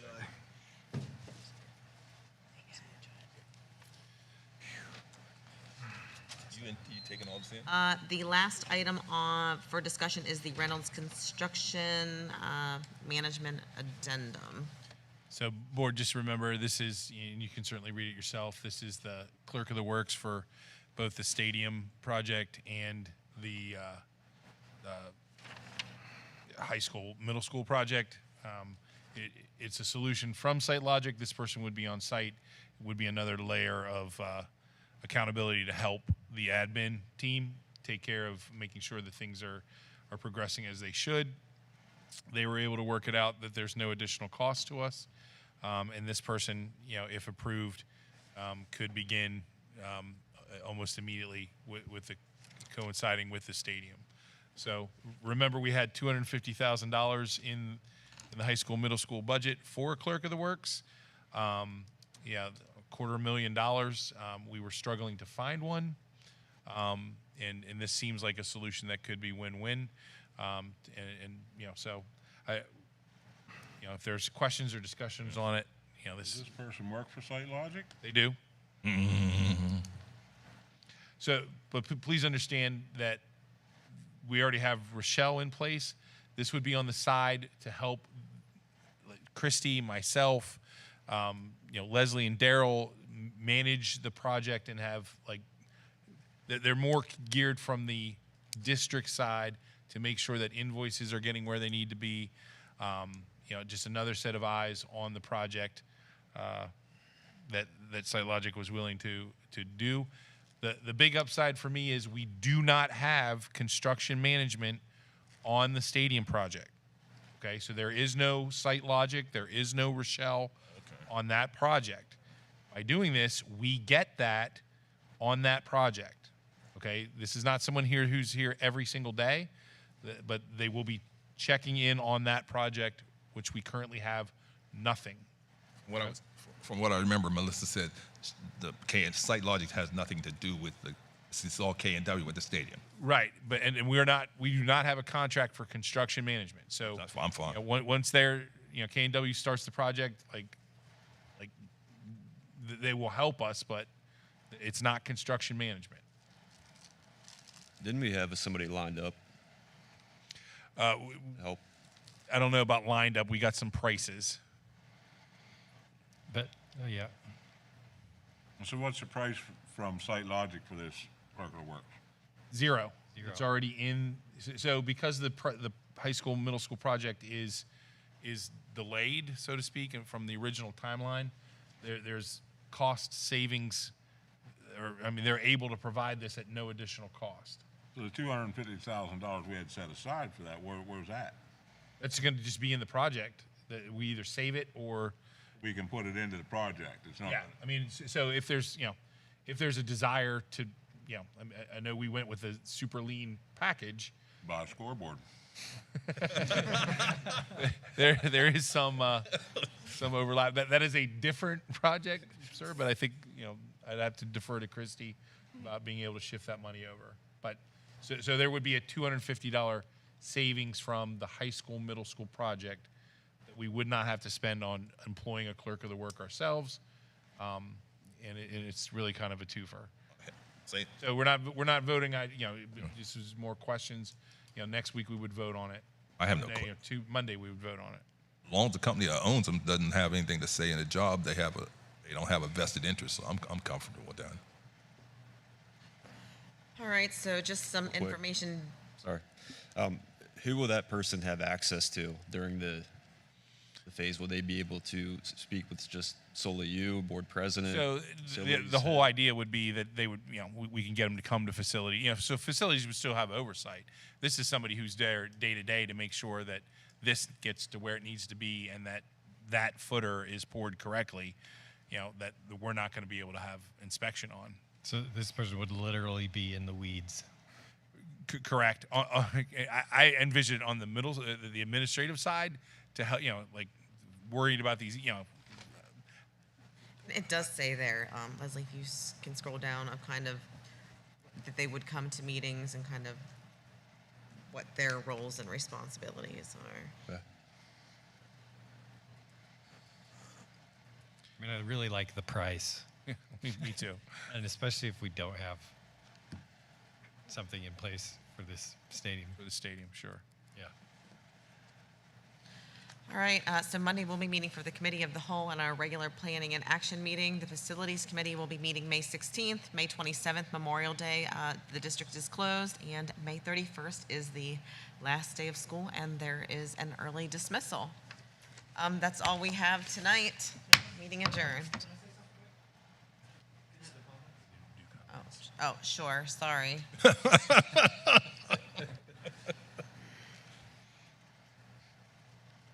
Sorry, it'll be quick. I just wanted to point out, as a fan coming into a stadium, the two biggest parts that I look for: scoreboard and the ticket booth. 'Cause that's where you're first coming into the stadium. So what he showed here and what Nevco has put on, I would put the money into the scoreboard because that's where the fans' attentions are throughout the event, whether it's soccer or whatever. But also the ticket booth area, the main ticket booth area, because if and when football comes here, my guess is you're going to have more than one ticket booth area. But if not, there's a couple schools that have recently fixed up their area. James Buchanan, I haven't been there for a while, but they recently redid it. And Greencastle redid theirs. And they're both basically an entrance way where you're in like a tunnel and you go in with a ticket booth. And at least for James Buchanan, right beside them, connected to the ticket booth, is a concession stand on the one side. And then on the other side is the restrooms. I don't know if we have enough room to do that where we're talking about a ticket booth, but that was awesome when you ever go in there, and that's James Buchanan, and they just did a remodeling a lot of stuff. But it is a nice area where you have everything right as soon as you're walking in to have it. So I don't know if that's possible or not. The other thing I would suggest is whatever scoreboards you go to, what we did at the softball scoreboard is on the back of the scoreboard. Not many people think of the back, but it's going to be facing people that go on a road or something. I would suggest putting something on the back of the scoreboard so you're not looking at wires and different stuff on there. We put a thing up. It's black, and it says home of Greyhound softball, and it has that logo that we were talking about earlier with the Greyhound running through it. It just looks a little better than just looking at a blank backing whenever you're pulling up. But that's just the two areas that I would be mainly concerned about as a fan looking for would be the scoreboard and the main ticket area. I think we all know that the ticket booth is definitely needed, but it's a matter of the price tag that came with. I think that's a project we could kind of tackle on our own versus contracting. Yeah. And I don't know if where it's going to go is going to have enough room to put a concession stand and a restroom in either, but I just thought maybe you could look at what James Buchanan or Greencastle, I think they just finished theirs this year. So maybe you could get an idea of a nice entranceway. Thanks for your suggestions, Tim. Yep. Are there any board comments? I know I already said adjourn, and this is completely out of order, but does anyone have anything else? Hasta la vista. Okay, we are adjourned for real this time. Go Groundhogs. All right, guys.